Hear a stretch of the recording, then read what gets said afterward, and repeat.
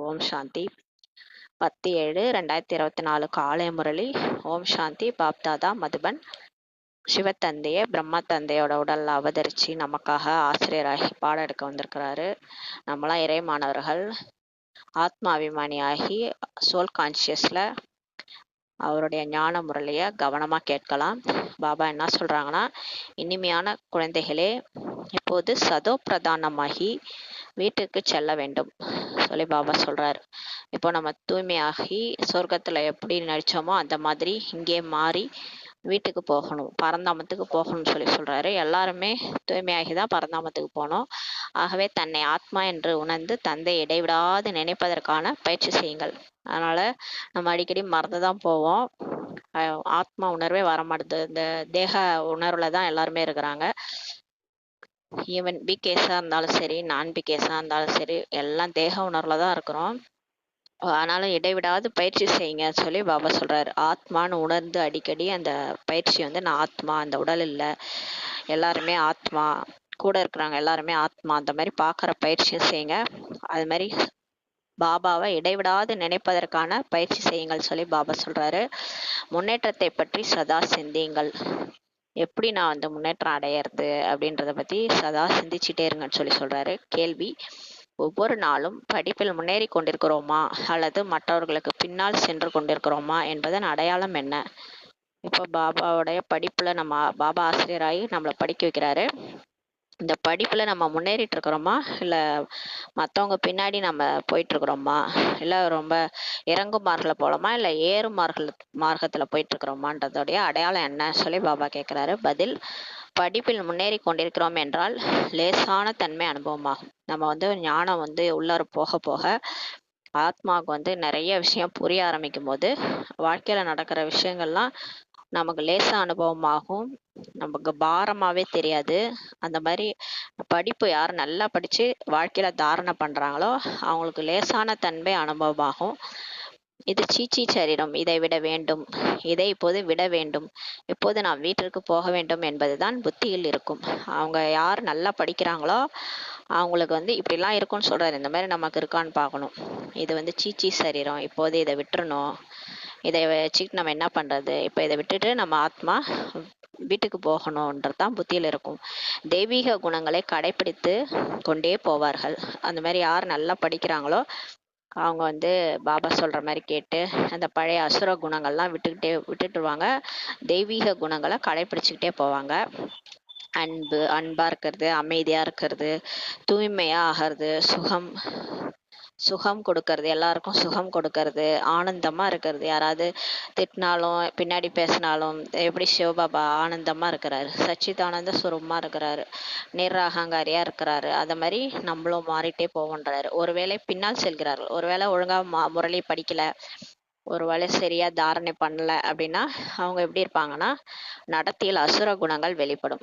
அவங்க வந்து சும்மா கோவப்படுறது, அந்த பழைய அசுர குணங்கள் அதிகமாக, ஏன்னா அவங்க ஒழுங்காக முரளி படிக்கிறதில்ல, தாரணை பண்ணுறதில்ல, படிப்பில் பின்னால் தங்கியிருக்கிறாங்கன்னா அசுர குணங்கள் தான் அவங்கள்ட்ட இருக்கும். போகும்போதும் வரும்போதும் பாபா நினைவே அவங்களுக்கு இருக்காது, எப்பயும் போல வாழ்ந்துட்டு இருப்பாங்க. அவர்கள் மலர்களாகி அனைவருக்கும் சுகம் கொடுக்க முடியாது. அந்த மாதிரி இருக்கிறவங்களால மலராகி எல்லாருக்கும் சுகம் கொடுக்க முடியாது. இப்படிப்பட்ட குழந்தைகளுக்கு இன்னும் போக போக காட்சிகள் கிடைக்கும். இந்த மாதிரி யாரெல்லாம் தவறு செய்கிறாங்களோ அவங்களுக்கு போக போக பாபா காட்சிகள் காட்டுவாராம். மிகவும் தண்டனைகள் கூட அடைய வேண்டியது இருக்கும் சொல்லி பாபா சொல்கிறாரு. அப்புறம் நாடகத்தில் நம்ம துக்கம் கொடுக்க கொடுக்க எல்லாமே நமக்கு துக்கமாகவே தான் நடக்கும். அதான் பாபா சொல்கிறாரு. நம்ம சுகம் கொடுக்க கொடுக்க நம்மளை சுற்றி எல்லாம் சுகம் நிறைஞ்சு இருக்கும். அதனால் துக்கம் கொடுத்தீங்கன்னா தண்டனைகள் அடைய வேண்டியிருக்கும் சொல்லி பாபா சொல்கிறாங்க. ஓம் சாந்தி. நாம் சதோ பிரதானமாக வந்தோம் என்பது புத்தியில் இருக்கும். நமக்கு எல்லாருக்குமே இப்போ ஞாபகம், நம்ம சொர்க்கத்தில் எல்லா ஆத்மாக்களுக்குமே வரும்போது சதோ பிரதானமாக தான் வராங்க. அது எங்கே நடித்தாலும் சரி, சொர்க்கத்துலேயோ நரகத்துலேயோ வரும்போது எல்லாருமே சதோ பிரதானமாக தான் வந்தோம் என்பது புத்தியில் இருக்கும் சொல்கிறாரு. ஆன்மீக தந்தை ஆன்மீக குழந்தைகளுக்கு இப்போ புரிய வைக்கிறாரு. இங்கே அனைவரும் அமர்ந்திருக்கிறார்கள், எல்லாருமே கடவுள் முன்னாடி உட்கார்ந்துருக்கிறோம் ஆத்மாக்கள். சிலர் தேக உணர்வில் இருக்கிறாங்க, சிலர் ஆனால் ஆத்மா உணர்வில் இருக்கிறாங்க. சிலர் ஒரு நொடியில் தேக உணர்வில் வந்துடுறாங்க, சிலர் ஒரு நொடியில் ஆத்ம உணர்விலும் இருக்கிறார்கள் சொல்லி சொல்கிறாரு. நான் முழு நாளும் ஆத்ம உணர்வில் இருக்கிறேன்ட்டு யாரும் சொல்ல முடியாது.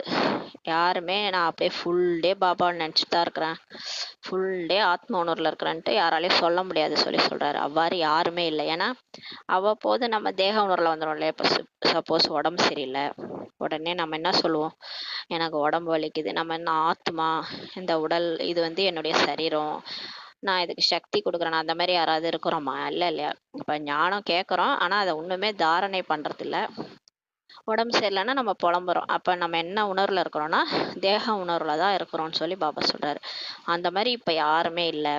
அந்த மாதிரி ஃபுல் டே ஆத்ம உணர்வில் இருந்தால் அவங்க கர்மாதீத் நிலையை அடைஞ்சிருவாங்கன்னு சொல்லியிருக்காருல பாபா. சில நேரங்களில் ஆத்ம உணர்வும் சில நேரங்களில் தேக உணர்வும் இருக்கிறார்கள் என புரிய வைக்கிறார். இப்போ எல்லாருமே பெர்ஃபெக்ட் இல்லை.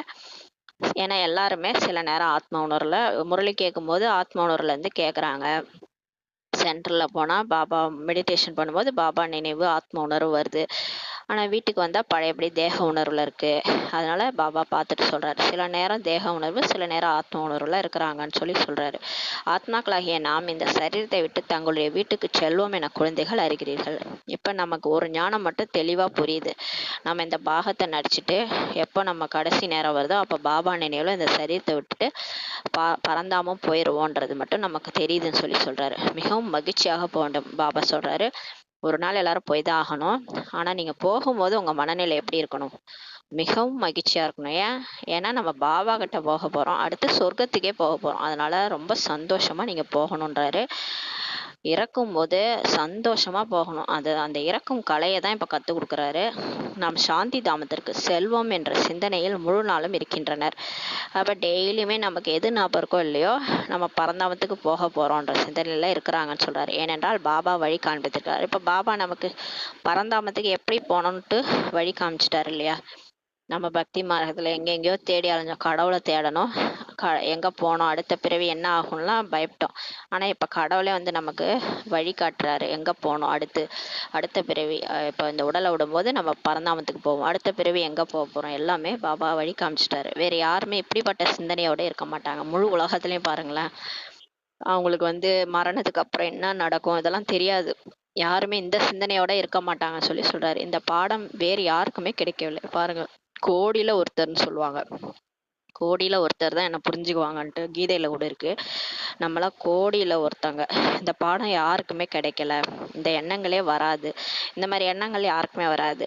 அவங்க இந்த வீடு வாழ்க்கை ஜாலியாக வாழறது, சொத்து சுகம் அப்படின்னு வாழ்ந்துட்டுருக்குறாங்க. ஆனால் நமக்கு தானே இறைவனே கிடச்சிட்டாரு.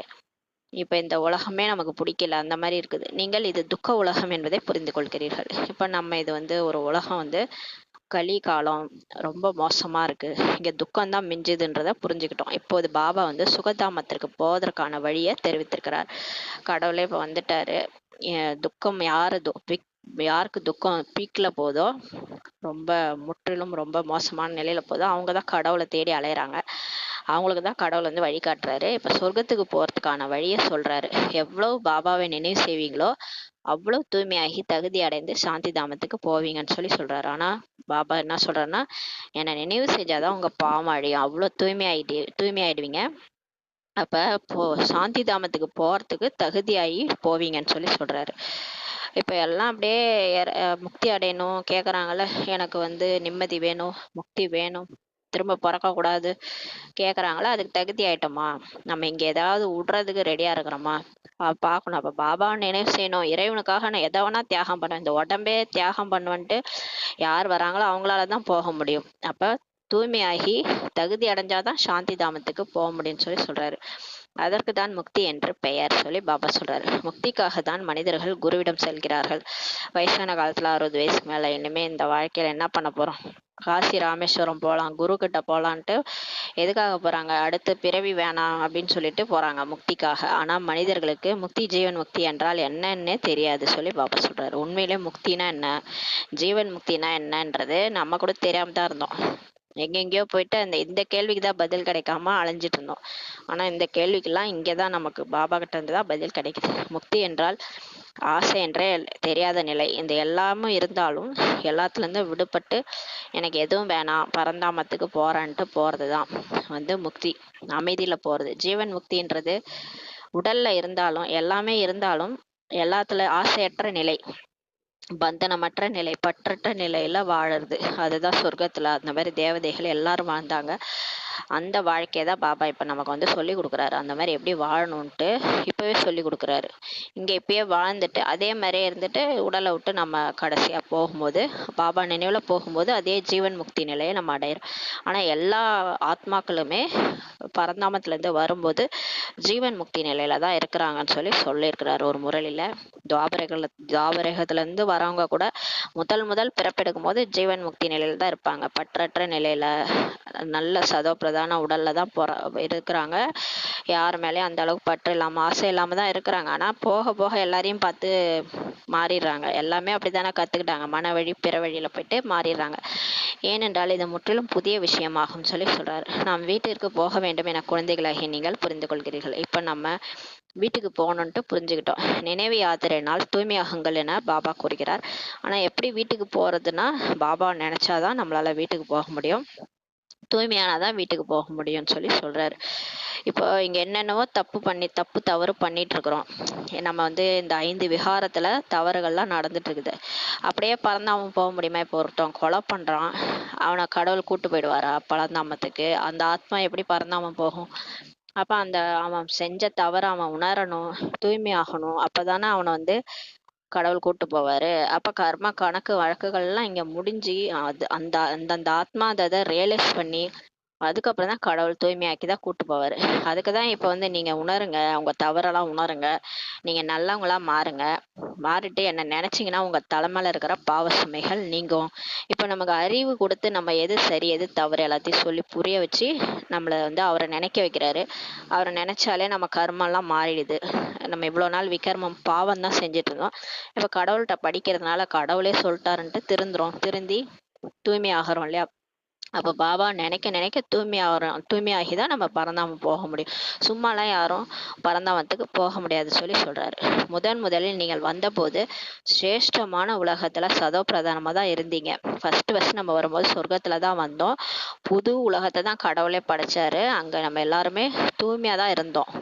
ஆனா ஆத்மா சதோ பிரதானமாக தான் இருந்தது. பின்புதான் மற்றவர்களுடன் தொடர்பு ஏற்படுகிறது. அதுக்கப்புறம் அந்த துவாபரகத்துல இருந்து மற்றவங்களோட தொடர்பு ஏற்பட்டு நமக்கு என்ன ஆயிடுது? சம்பந்தத்துல வந்துடுறோம். கர்ப்பத்தில் செல்லும் போதுதான் சம்பந்தத்தில் வருகிறார்கள். அப்ப கர்ப்பத்துல போகும்போது கர்ப்ப சிறையில போய் மாட்டிக்கிறோம். அப்ப வந்து அம்மா அப்பான்ற உறவு வந்துடுது, அவங்க மேல ஒரு பற்று வந்துடுது. அப்புறம் சம்பந்தத்துல வராங்க. இது உங்களுடைய கடைசி பிறவி என அறிகிறீர்கள். இப்போ எல்லாருக்குமே நமக்கு புரியுது, இது நமக்கு மட்டும் கிடையாது, உலகத்துக்கே இது எல்லாருக்கும் கடைசி பிறவி, இதோட முடியுது. இது உங்களுடைய கடைசி பிறவின்ட்டு நம்ம புரிஞ்சுக்கிட்டோம். நாம் வீட்டிற்கு திரும்பி போக வேண்டும் பாபா சொல்றாரு. இப்போ நம்ம வீட்டுக்கு போகணும், தூய்மையாகாமல் நாம் போக முடியாது. ஆனா தூய்மையாகாம யாரும் சாந்திதாமம் போக முடியாது. இவ்வாறு தனக்குள் பேசிக்கொள்ள வேண்டும். இந்த மாதிரி எல்லாம் பேசிக்கணும். நமக்கு நாமே உட்காந்துட்டு நான் வந்து இப்ப கடைசி பிரிவில் இருக்கேன், நான் வீட்டுக்கு போகணும், இது மாதிரி பேசிக்கங்கன்றாரு.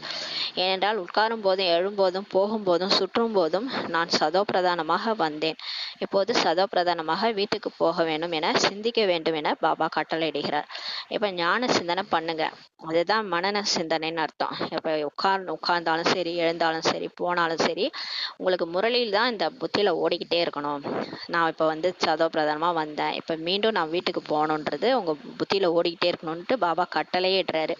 வேற சிந்தனை வரக்கூடாது. அதனால்தான் இதை சிந்திக்க சொல்றாரு. பாபாவின் நினைவினால் தான் சதோ பிரதானமாக மாற முடியும். பாபா நினைச்சாதான் தூய்மையாக முடியும். ஏனென்றால் பாபா தான் பதித்த பாவனர். ஏன்னா அவர் தான் தூய்மையற்றவர்களை தூய்மையாக்குபவர். அவர் உலகத்தையும் மாத்துறாரு, ஆத்மாக்களையும் மாத்துறாரு. நீங்கள் இவ்வாறு தூய்மையாகலாம் என குழந்தைகளாகிய நமக்கு வழிமுறை தெரிவிக்கிறார். அவர் கடவுளே வந்து தான் இப்படிலாம் பண்ணுங்க, அப்பதான் தூய்மையாக முடியும்ட்டு நமக்கு வழி சொல்றாரு. என்ன சொல்றாருன்னா, ஆத்மான்னு வந்து பரமாத்மாவை நினைங்க. அவரை உடல் உணர்வுல நினைக்கும் போது ஒண்ணுமே சார்ஜ் ஆகாது. நான் இந்த உடல் இல்லை, நான் ஆத்மான்னு புரிஞ்சுக்கிட்டு பாபாவை நினைக்கும் போது அந்த பாவம் அழிஞ்சிரும் சொல்றாரு. முழு உலகத்தின் முதல் இடைக்கடை பாபா தான் வந்து அறிந்துள்ளார். இப்ப நமக்கு வந்து எதுவுமே தெரியாது. முன்னாடி நம்ம மாட்டும் இந்த குறுகிய வாழ்க்கை, ஒரு 4 செவரு, அதுக்குள்ளார கணவன் மனைவி குழந்தை அப்படிதான் வாழ்ந்துட்டு இருந்தோம் இல்லையா? ஒரு குறுகிய வட்டம் தான் நம்மளுடையது. எல்லைக்கு அப்பாற்பட்டதெல்லாம் நமக்கு தெரியாது. ஆனால் கடவுளே வந்து இப்போ முழு உலகத்தினுடைய முதல் என்ன, இடை என்ன, கடைசி என்ன எல்லாத்தையும் பாபா தான் தெரிஞ்சுக்கிறாரு. வேற யாருக்குமே அந்த அதிகாரம் கிடையாது. தந்தை தான் மனித சிருஷ்டியின் விதை வடிவமா இருக்கிறார்.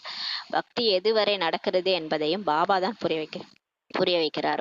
இந்த பக்தி கூட இந்த கலியுகம் முடியும் போது முடிஞ்சிரும். அதுக்கப்புறம் பக்தியினுடைய பலன் ஞானம் வந்துடும். ஞானம் முடிஞ்ச ஞானத்தினுடைய பிராப்தி தான் நமக்கு சத்தியுகத்துல கிடைக்குது. இவ்வளவு காலம் ஞான மார்க்கம், இவ்வளவு காலம் பக்தி, இதெல்லாம் பாபாவுக்கு தான் தெரியும். இந்த ஞானம் முழுவதுமே உள்ளுக்குள் ஒலித்து கொண்டே இருக்க வேண்டும் சொல்லி சொல்றாரு. இப்ப 2500 வருஷம் ஞானம், 2500 வருஷம் பக்தி. நம்ம வந்து ஆத்ம உணர்வுல இருக்கும் போது நம்ம யாரு, நான் யாருன்ற கேள்விக்கு பதில் கிடைக்கும் போது ஞானம் பிறக்குது. அந்த ஞானத்தினுடைய பிராப்தி வந்து 2500 வருஷம் நமக்கு கிடைக்குது. சத்தியுகம், திரேதாயுகம், சொர்க்கத்துல நம்ம வாழறோம். அப்புறம் நம்ம யாருன்றதை மறந்து போயிடும். ஆத்மான்றதை மறந்து இந்த உடல் தான் நான்ட்டு நம்பிடுறோம். அப்ப அந்த உடல் வந்து அது ஒரே உடல் கூட நம்ம நடிக்கிறது இல்லை. 63 உடல் எடுக்கிறோம். ஆனா இந்த உடல் தான் நான், இந்த உடல் தான் நான்ட்டு அந்த உடல் உணர்வுல 63 ஜென்மம் நம்ம, அதுவும் இந்த கடைசி பிறவில ரொம்ப தேகாபிமானம் எல்லாருக்குமே இருக்குது.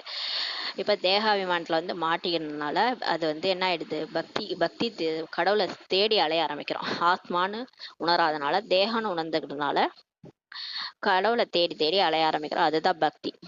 அப்ப பக்தி முடியும் போது ஞானம் பிறக்குதுன்னு சொல்லி சொல்றாரு. அப்ப ஆத்மான்ற உணர்வு வரும்போது ஞானம் பிறக்குது. இந்த ஞானம் முழுவதுமே உள்ளுக்குள் ஒலித்து கொண்டே இருக்க வேண்டும் சொல்லி பாபா சொல்றாரு. பாபாவின் ஆத்மாவில் ஞானம் இருப்பது போல உங்களுடைய ஆத்மாவிலும் ஞானம் இருக்குது. எல்லாருக்குமே பாருங்களேன், எல்லாமே தெரியும், உண்மை எல்லாமே தெரியும். இருந்தாலும் அந்த தேக உணர்வு தானாவே எல்லாருக்கும் வந்துருது. பாபா கிட்ட இருக்கிற ஞானம் வந்து நம்ம கிட்டே இருக்குன்னு சொல்லி சொல்றாரு. சரீரத்தின் மூலமாக தான் கேட்குறீங்க சொல்கிறீர்கள், சரீரம் இல்லாமல் ஆத்மா பேசவே முடியாது சொல்லி சொல்றாரு. நம்ம இந்த சரீரம் இருக்கிறதுனால தானே நம்ம காது மூலமா கேட்குறோம், வாய் மூலமா பேசுறோம். இந்த சரீரமே இல்லைன்னா என்ன ஆகும், ஆத்மாவால பேச முடியாது. அந்த ஆத்மா சரீரம் விட்டுருச்சுன்னா அந்த சரீரமே எந்த, அந்த பாடி வச்சிருந்தா கூட அந்த ஆத்மா அந்த சரீரத்துக்குள்ள நுழையவும் முடியாது, பேசவும் முடியாது. வெளியிலே தான் நின்றுட்டு சூட்சும சரீரத்துல பார்த்துட்டு இருக்கோம். ஆனா அதோட சரீரம் இல்லாதனால அந்த ஆத்மாவால பேச முடியாது. இதில் தூண்டுதலோ ஆகாஷ்வாணியின் விஷயமோ இல்லை சொல்லி சொல்றாரு. கடவுள் அப்படியே மேல இருந்து யாரையாவது தூண்டி விட்டு பேசுறதும், பிரம்மா பாபாவை அப்படியே தூண்டி விட்டு பிரம்மா பாபா பேசுறாரு அப்படி கிடையாது. அதே மாதிரி ஆகாஷ்வாணி அப்படியே வானத்துல இருந்து ஒளி வருது அப்படிலாம் கிடையாது. இவன் அன்னைக்கே சொன்னார்ல, ஆகாஷ்வாணின்றது நீங்க ஆகாய தத்துவத்துலதான் எல்லாருமே பேசிட்டு இருக்கிறீங்க, அதுதான் ஆகாஷவாணின்னு சொல்லி சொன்னாரு. இப்ப கடவுள் நம்மள்ட்ட பேசணும்னா எப்படி பேசுவாரு? பகவான் பேசுவதற்காக நிச்சயமாக வாய் வேண்டும். வாய் இருந்தா தானே பேசுவாரு. ரதமும் வேண்டும். அவருக்கும் ஒரு உடல் வேண்டும். அவர் மேல இருந்தே பேச மாட்டாரு. அதே மாதிரி யாரையாவது தூண்டியும் பேச மாட்டாரு. அவரு கீழே தான் வந்தாகணும். அந்த மாதிரி ஒரு உடல் வேணும். குதிரையின் ரதம் தேவையில்லை. அவங்க சொல்ற மாதிரி இந்த நந்தியில வராரு சிவன்னா, ஒரு மாட்டுல எல்லாம் வரமாட்டாரு. அது மாதிரி கழுதையோ குதிரையில எல்லாம் வரமாட்டாரு. சொல்றாங்களா, கல்கி அவதாரம் எடுத்து குதிரை மேல வந்தாரு. அந்த மாதிரி ரதம்லாம் அதுலாம் கடவுள் வரமாட்டாரு. கலியுகம் இன்னும் 40,000 வருடங்கள் இருக்கும் என முதலில் நீங்கள் நினைத்தீர்கள். நம்ம கூட என்ன நினைச்சோம், இந்த கலியுகமே 40,000 வருஷம், நம்ம இன்னும் நிறைய வாழ போறோம்னு நினைச்சிட்டு இருந்தோம். ஆனா எவ்வளவுதான் 40,000 வருஷமா இருந்தாலும் நம்ம 100 வருஷத்துக்கு மேல இந்த உடல்லையா இருக்க போறோம். எப்படியா இருந்தாலும் 80-90 வயசுல எல்லாரும் போக போறோம் இந்த உடலை விட்டு. ஆனா இந்த உலகம் அப்படியே நிரந்தரம்னு நினைச்சிட்டு வாழ்ந்துட்டு இருக்கிறாங்க. பாபா சொல்றாரு, அறியாமை என்ற தூக்கத்துல தான் இருந்தீர்கள். நீங்க கூட அறியாமை என்ற தூக்கத்துல தான் இருந்தீங்க. இப்போதுதான் வந்து தந்தை எழுப்பியிருக்கிறார். எல்லாரும் கும்பகர்ண தூக்கத்துல தூங்கிட்டு இருந்தோம். இப்ப கடவுளே வந்து நம்மளை எழுப்புறாரு. நீ ஆத்மா, இந்த உடல் கிடையாது, நீ விழிச்சிரு, இப்ப சத்தியுகம் வரப்போகுதுன்ட்டு உண்மையை சொல்லிட்டார். நீங்களும் அஞ்ஞானத்தில் இருந்தீர்கள். இப்ப நம்ம கூட அஞ்ஞானத்துல தான் இருந்தோம், அறிவில்லாம தான் இருந்தோம். இப்போதுதான் நமக்கு ஞானம் கிடைத்திருக்கிறது சொல்லி பாபா சொல்றாரு. பக்திக்கு கூட அஞ்ஞானம் என்றுதான் பெயர். பாருங்க, பக்தியில என்ன செய்யறோம், கோயில் கோயிலா ஏறி ஏறி இறங்குறோம். எதுக்காக? கடவுளை தேடி. கடவுள் கிடைச்சாரா? இல்ல. நம்ம போய் பேசணும், அந்த சிலை பேசிச்சானா? இல்ல. அப்போ ஒரு அஞ்ஞானம் தானே இது. எல்லாரும் செஞ்சாங்க, நம்மளும் செஞ்சோம். எல்லாரும் கோயில்ல கூழ் ஊத்துறாங்க, நம்மளும் ஊத்துறோம். அது என்னன்னு ஒரு கேள்வி கேட்டோமா? எந்த கேள்வியும் நம்ம கேட்கல. நிறைய விஷயங்கள் வந்து முன்னுக்கு பின் முரண்பாடாதான் பக்தியில இருக்கும். ஆனா யாரும் எந்த கேள்வியுமே அதை கேட்க மாட்டாங்க. என்ன சொல்றாங்களோ அதை அப்படியே நம்பிக்கிட்டு போயிடுவாங்க. அது மாதிரி நிறைய விஷயங்கள் இருக்குது. கிருஷ்ணர் கதையே பார்த்தீங்கன்னா ஏகப்பட்ட கதைகள் எழுதி வச்சிருக்கிறாங்க. அந்த கதை கூட அது என்ன இப்படி இருக்குதுன்னு சொல்லும் கூட யாரும் கேட்கவே இல்லை. இப்போது குழந்தைகளாகிய நீங்கள் நாம் எப்படி முன்னேறுவது, எப்படி உயர்ந்த பதவி அடைவது என்று சிந்திக்க வேண்டும் சொல்லி பாபா சொல்றாரு. இப்போ நமக்கு ஞானம் கிடைச்சிட்டு நமக்கு எல்லாமே சாஸ்திரங்கள் எது, பாபா சொல்றது எது, எது உண்மை எது பொய் எல்லாம் தெரிஞ்சிச்சு. இப்போ எப்படி முன்னேறது, எப்படி உயர்ந்த பதவி அடையிறத மட்டும் நீங்க யோசிக்கணும். மற்ற எதையுமே யோசிக்க கூடாது, பின்னாடி போகக்கூடாது, பக்தியை பார்க்கவும் கூடாது. இப்போ நம்ம வந்துட்டோம், பாபா கிட்ட வந்துட்டோம். இனிமே என்ன செய்யணும், எப்படி இதுல முன்னேறணும், பதவி அடையணும்னு தான் பார்க்கணும்னு சொல்லி சொல்றாரு. நம்முடைய வீட்டிற்கு சென்று பிறகு புதிய உலகில் உயர்ந்த பதவியை அடைய வேண்டும். நம்ம வந்து பரந்தாமத்துக்கு போக போறோம். அப்புறம் வரிசை கிரமமா போயிட்டு சொர்க்கத்துல பதவி அடைய போறோம். அதற்கு தான் இப்போ பாபாவை நினைக்கிறோம். நினைவு யாத்திரையே அதுக்கு தான். தன்னை ஆத்மானு நிச்சயம் புரிந்து கொள்ள வேண்டும். நம்ம அனைத்து ஆத்மாக்களுக்கும் தந்தை பரமாத்மா. இது மிகவும் எளிதாகும் சொல்லி பாபா சொல்றாரு.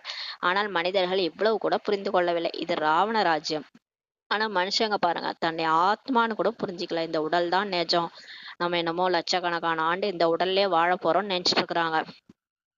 இந்த மனை வீடு வாசல் எல்லாம் என்னது அப்படின்னு நம்பிட்டு இருக்கிறாங்க. எதுவுமே யாரோடையதும் கிடையாது இல்லையா? இதான கீதாசாரம். இது இன்று உன்னுடையது, நாளை வேறொருடையது, எதுக்காக நீ அழுகிறாய், அப்படிலாம் இருக்கும் இல்லையா? அப்ப அதான உண்மை. எல்லாம் தெரிஞ்சு கூட இருக்கிறாங்கன்னா அது ராவணராஜ்யம் சொல்லி பாபா சொல்றாரு. ஆகையால் உங்களுடைய புத்தி கீழானதாகிவிட்டது என நீங்கள் புரிந்து கொள்ளலாம். விகாரத்தில் ஈடுபடாதவர்கள் தான் தூய்மையானவர்கள் என மனிதர்கள் புரிந்து கொள்கிறார்கள் சொல்லி சொல்றாரு. அவங்க மனுஷங்க என்ன நினைக்கிறாங்க, விகாரத்துல போகாதவங்க, காம விகாரத்துல போகாதவங்க தூய்மையானவங்க. அப்ப சன்னியாசிகள் தானே அப்படி இருக்கிறாங்க, வீட்டை விட்டு வெளியே போயிட்டு தூய்மையா இருக்கிறாங்க. அவர்கள் அல்ப காலத்திற்கு தான் தூய்மையாகிறாங்கள்ட்டு பாபா சொல்றாரு. சன்னியாசிகள் எல்லைக்குட்பட்ட சன்னியாசிகள். அவங்க இந்த பிறவியில அல்ப காலத்திற்காக தான் தூய்மையாகிறாங்க. இருந்தாலும் அவங்க இருக்கிற உலகம் வந்து தூய்மை இல்லாம தான் இருக்குது இல்லையா சொல்லி பாபா சொல்றாரு. இப்போ உலகம் தூய்மை இல்லாத தமோ பிரதான உலகமா இருக்கும்போது என்னதான் நம்ம தூய்மையா இருந்தாலும் அதுக்கு பெயர் தூய்மையே இல்லைன்னு சொல்லி பாபா சொல்றாரு. சத்தியுகம் தான் பரிசுத்தமான உலகம்.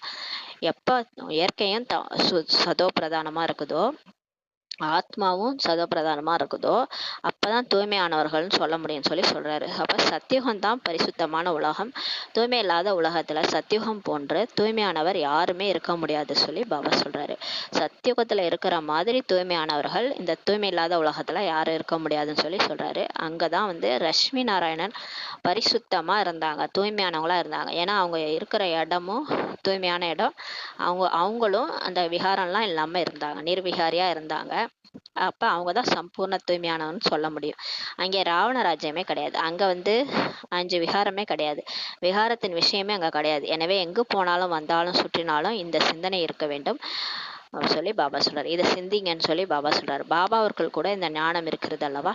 ஏன்னா அவர் ஞான கடல் என்றால் ஞானம் ஒழித்து கொண்டே இருக்க வேண்டும் சொல்லி பாபா சொல்றாரு. நீங்களும் ஞான கடலில் இருந்து தோன்றிய நதிகள். பாபா கடல்னா நம்மளாம் நதி. நம்ம வந்து அவர்கிட்ட இருந்து தோன்றிய நதிகள். இப்போ இந்த விஷயம்லாம் நமக்கு தெரியுமா என்ன? இப்போ இதெல்லாம் நம்ம ஞான சிந்தனை பண்ணி பண்ணி நம்மளே பேசிட்டு இருக்கிறோம்.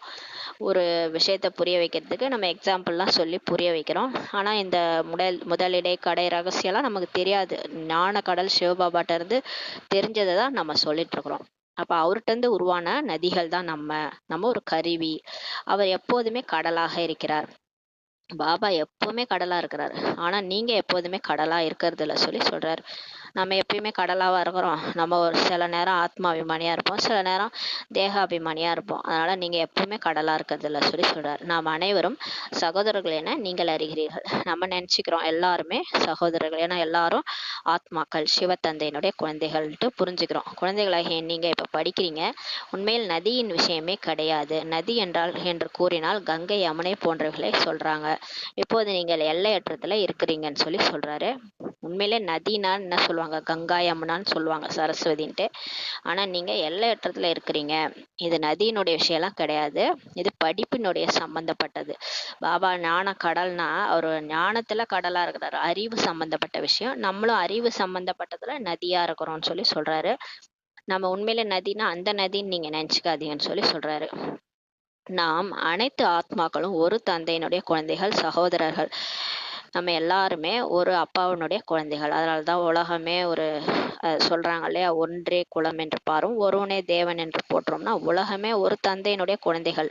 இப்போது நாம் வீட்டுக்கு திரும்பி போக வேண்டும் சொல்லி பாபா சொல்றாரு. அங்கிருந்து வந்து சரீரம் என்ற சிம்மாசனத்தில் அமர வேண்டும். அடிக்கடி நடுவுல சொல்லிட்டே இருக்காரு பாருங்க, அவன் வீடு திரும்பணும். பரந்தாமத்துக்கு போனோம், அங்கிருந்து வந்து திரும்ப நம்ம சத்தியுகத்துல ஒரு சரீரம், சூப்பரான சரீரம் கிடைக்கும். அந்த சிம்மாசனத்துல உட்காரணும். ஆத்மா மிகவும் சிறியது. ஆத்மா சின்ன புள்ளியா இருக்குது. காட்சிகள் கிடைப்பதால் புரிந்து கொள்ள முடியாது. இப்ப புள்ளியா ஒரு காட்சி கிடைக்குது, நீங்க என்ன புரிஞ்சுக்குவீங்க? அது ஆத்மான்னு புரிஞ்சுக்குவீங்களா, என்னன்னு புரிஞ்சுக்குவீங்க? ஸ்டார்ன்னு நினைச்சுக்குவீங்களா? அதனால காட்சி, ஆத்மாவெல்லாம் காட்சி காட்டினா உங்களுக்கு என்னன்னு புரியும்னு சொல்லி பாபா சொல்றாரு. காட்சி கிடைக்கிறதுனால தான் ஆத்மாவை புரிஞ்சு கொள்ள முடியாது. ஆத்மா சென்று விட்டால் நெற்றியிலிருந்து சென்று விட்டது சொல்றாங்க, கண்ணுலேருந்து வாயிலிருந்து சென்றது, வாய் திறந்து கொள்கிறதுலாம் சொல்றாங்க. யாராவது இறக்கறத பார்த்துட்டு என்ன சொல்லுவாங்க? நான் பார்த்தேன், நெத்தியிலிருந்து போச்சு. வாய் திறந்து இருக்கு பாருங்க, வாயிலிருந்து ஆத்மா போச்சுன்னு சொல்றாங்க. அதாவது யாராவது இறந்துட்டாங்கன்னா அவங்க பக்கத்துல இருந்து பாக்குறவங்க இப்படி எல்லாம் சொல்றாங்க. ஆத்மா சரீரத்தை விட்டு விட்டு சென்று விட்டால் சரீரம் ஜடமாகிறது சொல்லி பாபா சொல்றாரு. எதுல போனா என்ன, ஆத்மா போனா அந்த உடலே ஜடமாயிடுது இல்லையா? இது ஞானமாகும் சொல்லி பாபா சொல்றாரு. அப்ப அந்த சரீரம்ன்றது ஒரு டப்பா, ஒரு பாக்ஸ் தான். இது ஒண்ணுமே கிடையாது, புரிஞ்சுக்கோங்க. இப்போவாது நீங்க ஆத்மா இருக்கிறதுனால தான் இந்த சரீரமே இயங்குது. இல்லைன்னா இது என்ன ஆயிடும்? இது ஒரு வேஸ்ட். இதை கொண்டு போய் மண்ணில் புதைச்சிடுவாங்க, அது புழு பூச்சி பிடிச்சிரும். நம்ம இருக்கிற வரைக்கும் தான் இந்த சரீரத்துக்கே வேல்யூ. நம்ம ஆத்மா போயிட்டோம்னா இந்த சரீரத்துக்கே வேல்யூ கிடையாது. நம்ம அடிவற்றவர்கள். இதுதான் ஞானம்னு சொல்லி பாபா சொல்றாரு. சரீரம் ஜடம், ஆத்மா தான் உயிர். அது வந்து உணர்வா இருக்கிறது ஆத்மாதான் சொல்லி சொல்றாரு. ஆனா அந்த ஆத்மாவை கண்ணால பார்க்க முடியாது. அதை வந்து காட்சி காமிச்சாலும் உங்களுக்கு புரியாது சொல்லி பாபா சொல்றாரு. மாணவர்களின் புத்தியில் முழு நாளும் படிப்பு இருக்கிறது. இப்ப நமக்கு பாருங்க, ஞானத்தை படிச்சு படிச்சு நமக்கு புத்தியில ஞானம்தான் இருக்கணும்னு சொல்லி சொல்றாரு. எப்படி ஸ்டூடெண்ட்ஸ்லாம் முழு நாளும் இப்போ ஐஏஎஸ் படிக்கிறாங்கன்னா அவங்க முழு நாளும் நான் எப்படி கலெக்டர் ஆகுறதுன்ட்டு அவங்க படிப்பு தான் அவங்க புத்தியில ஓடிக்கிட்டே இருக்கும். டாக்டர் படிக்கிறவங்க அந்த படிப்பை பத்தியே சிந்திச்சுட்டு இருப்பாங்க. அத மாதிரி உங்களுடைய புத்தியிலும் படிப்பை பற்றிய எண்ணங்கள் வந்து கொண்டே இருக்க வேண்டும். அப்ப நீங்க யாரு? நீங்க எப்பேற்பட்ட படிப்பு படிச்சுக்கிறீங்க? மனுஷன்ல இருந்து தேவதை ஆகிறது சாதாரண படிப்பா என்ன? எப்பேற்பட்ட படிப்பு. அப்போ உங்களுக்கு புத்தியில என்ன ஓடணும்? படிப்பு பற்றிய எண்ணங்கள் தானே ஓடணும். உங்களுக்கு மட்டும் ஏன் மற்ற விஷயம்லாம் ஓடுது சொல்லி கேக்குறாரு. நல்ல மாணவர்களின் கையில் எப்போதும் ஏதாவது புத்தகம் இருக்கும். யாரெல்லாம் நல்ல ஸ்டூடெண்ட்ஸோ கையில புக் வச்சுட்டே இருப்பாங்க, படித்து கொண்டே இருக்கிறாங்க. இது உங்களுடைய கடைசி பிரிவையாகும் என பாபா சொல்றாரு. சக்கரம் முழுதும் சுற்றிவிட்டு கடைசியில் வந்துள்ளீர்கள். பாருங்க, இதுதான் இப்பதான் நான் நடிக்க வந்திருக்கேன், இதுதான் என்னுடைய ஃபர்ஸ்ட் ஜென்மம்லாம் நினைச்சிட்டு இருக்காதீங்க. இது உங்களுக்கு கடைசி பிறவி. முழு சக்கரமும் முடிச்சிட்டீங்க, தேவதையா நடிக்க வந்தீங்க. இப்ப எப்படி இருக்கிறீங்க? கழுத தேஞ்சு கட்டெருமான மாதிரி இந்த சாதாரண உடல்ல உட்கார்ந்துருக்கிறீங்க. நீங்க ஆத்மா, இந்த உடல் கிடையாது. இது உங்களுடைய கடைசி பிறவின்னு சொல்லி பாபா சொல்றாரு. இந்த நினைவு எப்பொழுதும் இருக்க வேண்டும். கடைபிடித்து மற்றவர்களுக்கும் புரிய வைக்க வேண்டும். நீங்க முதல்ல தாரணை பண்ணணும். நீங்க தாரணை பண்ணாதான் மற்றவங்களுக்கு புரியவே வைக்க முடியும். நம்மளே ஒன்றும் தாரணை பண்ணல, முறையிலேயே ஒழுங்கா படிக்கல, அதை நடைமுறையில கொண்டு வரல, பாபாவை நினைக்கலன்னா மற்றவங்களுக்கு புரியவே வைக்க முடியாது சொல்லி பாபா சொல்றாரு. சிலருக்கு தாரணே ஆவதில்லை, சிலர் எதையுமே புரிஞ்சுக்க மாட்டாங்க. பாபா சொல்ற ஞானமே அவங்களுக்கு புரியலன்றார். பள்ளிக்கூடத்தில் மாணவர்கள் வரிசை கிரமத்துல இருக்கிறாங்க இல்லையா? இப்ப டீச்சர் பாடம் எடுக்கிறாங்கன்னா எல்லாருக்கும் புரியுதா? லாஸ்ட் பெஞ்ச்ல உட்காந்து சில பேர் தூங்கிட்டு இருப்பாங்க, ஃபர்ஸ்ட் பெஞ்ச்ல இருக்கிறவங்க கவனமா கேட்பாங்க. அதே மாதிரிதான் இங்கேயும். அதே மாதிரி பல பாடங்கள் இருக்கிறது, நிறைய சப்ஜெக்ட் இருக்குது ஸ்கூல்ல. ஆனா இங்கேயோ ஒரே ஒரு பாடம் தான் இல்லையா? பாபாவுடைய 4 பக்கம் முரளி தான் எடுக்கிறாரு. உங்களுக்கு என்ன விதவிதமா சப்ஜெக்ட் வச்சு பாபா வந்து தொல்லை பண்றாரு? பாபா ஒரே ஒரு பாடம் தான் எடுக்கிறாரு. என்ன பாடம்? தேவதையா ஆகணும், அவ்வளவுதான். இந்த படிப்பை பற்றிய சிந்தனை இருந்து கொண்டே இருக்க வேண்டும் சொல்லி பாபா சொல்றாரு. இதை நாள் முழுதும் இதை யோசிச்சுட்டே இருந்தா உங்களுக்கு என்ன? ஞானத்தை சிந்தனை பண்ணிட்டே இருங்கன்னு சொல்லி சொல்றாரு. படிப்பை மறந்து விட்டு மற்றவர்களை சிந்தித்து கொண்டு இருக்கக்கூடாது. பாபா சொல்ற விஷயத்தெல்லாம் இந்த காதல வாங்கி அந்த காதல விட்டுட்டு இந்த மாயா சொல்ற விஷயத்த எப்ப பார்த்தாலும் புத்திய சிந்தனை பண்ணிட்டே இருந்தா ஆத்மால சக்தி குறைஞ்சிரும். நீங்க இப்ப நடக்கிற விஷயங்களை இவங்க அப்படி பண்றாங்க, அவங்க இப்படி பண்றாங்க, இதெல்லாம் எதுக்கு நீங்க புத்தியில போட்டு குழப்பிக்கிறீங்க? அதனால உங்களுக்கு என்ன தெரியுமா ஆகுது? ஆத்மால சக்தி குறைஞ்சிரும். உங்களால நடிப்பு நடிக்கவே உங்களுக்கு நாளுக்கு நாள் உங்களுக்கு டெஸ்ட் பேப்பர் எல்லாம் பாஸ் பண்றதுக்கே கஷ்டமா இருக்கும், சக்தியே கிடைக்காது. அப்ப நம்ம எதை நினைச்சா நமக்கு சக்தி கிடைக்கும்? பாபாவை நினைச்சா சக்தி கிடைக்கும். முரளி என்ன இன்னைக்கு பாபா சொன்னாரு அதை சிந்திச்சுக்கிட்டே இருக்கணும். ஏன் பாபா இப்படி சொன்னாரு, அப்ப நம்ம என்ன பண்ணணும் அப்படின்ட்டு அதெல்லாம் வந்து சிந்திச்சுக்கிட்டே இருக்கணும்னு சொல்லி சொல்றாரு. படிப்பை மறந்துட்டு மற்றவர்களை சிந்தித்து கொண்டு இருக்கக்கூடாது. தொழில் செய்பவர்கள் தன்னுடைய தொழிலை பற்றி சிந்தித்து கொண்டிருப்பார்கள். இப்போ பாருங்க, யாராவது பிஸ்னஸ் பண்றாங்கன்னா எப்படி நான் 1 4 பெருக்கலாம், 4 16 16 32 இப்படி எப்படி தொழிலை வளர்க்கலான்ட்டு யோசிச்சுட்டு இருப்பாங்க. அப்ப நம்ம என்ன செய்யணும்? மாணவர்கள் தங்களுடைய படிப்பிலேயே மூழ்கியிருப்பார்கள். ஸ்டூடெண்ட்ஸ் கூட எப்பயுமே நான் ஃபர்ஸ்ட் கிளாஸில் பாஸ் ஆகணும், டிஸ்டிங்ஷனில் பாஸ் ஆகணும்னு நல்லா படிச்சுக்கிட்டே இருப்பாங்க. குழந்தைகளாக நீங்களும் உங்கள் படிப்பில் ஈடுபட்டிருக்க வேண்டும். அப்போ நீங்கள் என்ன பண்ணணும்? நம்ம ஸ்டூடெண்ட் யாருடைய ஸ்டூடெண்ட்டு? காட்லி ஸ்டூடெண்ட், இறை மாணவர்கள். கடவுளே வந்து பாடம் எடுத்துட்டு இருக்கிறாரு. அப்போ எப்படி மும்மரமாக அந்த படிப்பை படிக்கணும்? அடிக்கடி முரளி எடுத்து எடுத்து ரெண்டு ரெண்டு பாயிண்ட் மனசுல வச்சுட்டு சிந்தனை பண்ணிட்டே இருந்தீங்கன்னா ஆத்மா சக்திசாலியா ஆயிடும். அப்படிதான் அம்மா பண்ணிட்டே இருப்பாங்க. வேலை செய்வாங்க, போய் 4 பாயிண்ட் எடுத்து படிப்பாங்க. வேலை செய்வாங்க, 4 பாயிண்ட் எடுத்து படிப்பாங்க. முழு நாளும் புத்தியில ஞானம் தான் ஓடிக்கிட்டே இருக்கும். நேற்று உலகளாவிய யோகத்தின் மாநாட்டிற்கான அழைப்பிதழ் ஒன்று வந்தது சொல்லி பாபா சொல்றாரு, பிரம்மா பாபா சொல்றாரு. நேற்று வந்து ஒரு உலகளாவிய யோகத்திற்கான மாநாடு, ஒரு அழைப்பிதழ் வந்துதான். உலகம் ஃபுல்லாக அந்த யோகாவுக்காக மாநாடு அது நடத்துகிறாங்க. அதோட அழைப்பிதழ் இது உங்களுடைய ஹடயோகம் என்று அவர்களுக்கு எழுதலாம். நீங்கள் என்ன பண்ணலாம்? அந்த அழைப்பிதழ் வந்துச்சுல, அந்த இடத்துக்கு அட்ரஸ் வாங்கி நீங்கள் என்ன எழுதணும்? இது உங்களுடைய ஹடயோகம் அப்படின்னு எழுதுங்க. இதனுடைய குறிக்கோள் என்ன அப்படின்னு நீங்கள் கேளுங்க. இதனால் நன்மை என்ன? ஹடயோகத்தினால குறிக்கோள் என்ன, நன்மை என்னன்னு எழுதுங்க. நாங்கள் ராஜயோகத்தை கற்றுக்கொண்டிருக்கிறோம் சொல்லி நீங்கள் சொல்லுங்கள். ஞான கடல் படைக்கக்கூடிய ஒரு பரம்பிதா பரமாத்மாவே வந்து நமக்கு அவரை பற்றியும் படைப்பை மற்றும் ஞானத்தையும், படைப்பு அந்த சிருஷ்டி பற்றிய ஞானத்தையும் கூறுகிறார் சொல்லி சொல்லுங்க. இப்போது நாம் வீட்டிற்கு போக வேண்டும்.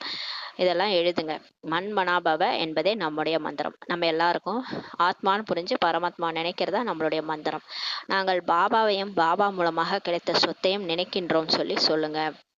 அவங்க ஹடயோகம்னா என்ன பண்றாங்க? உடம்ப வந்து கை காலை ஆட்டுறாங்க. நம்ம ராஜயோகத்துல நம்ம என்ன பண்றோம்? பாபாவையும் பாபா மூலமா அடைய போற சொத்தையும், கிடைத்த சொத்தையும் நினைக்கிறோம்னு சொல்லி சொல்லுங்க.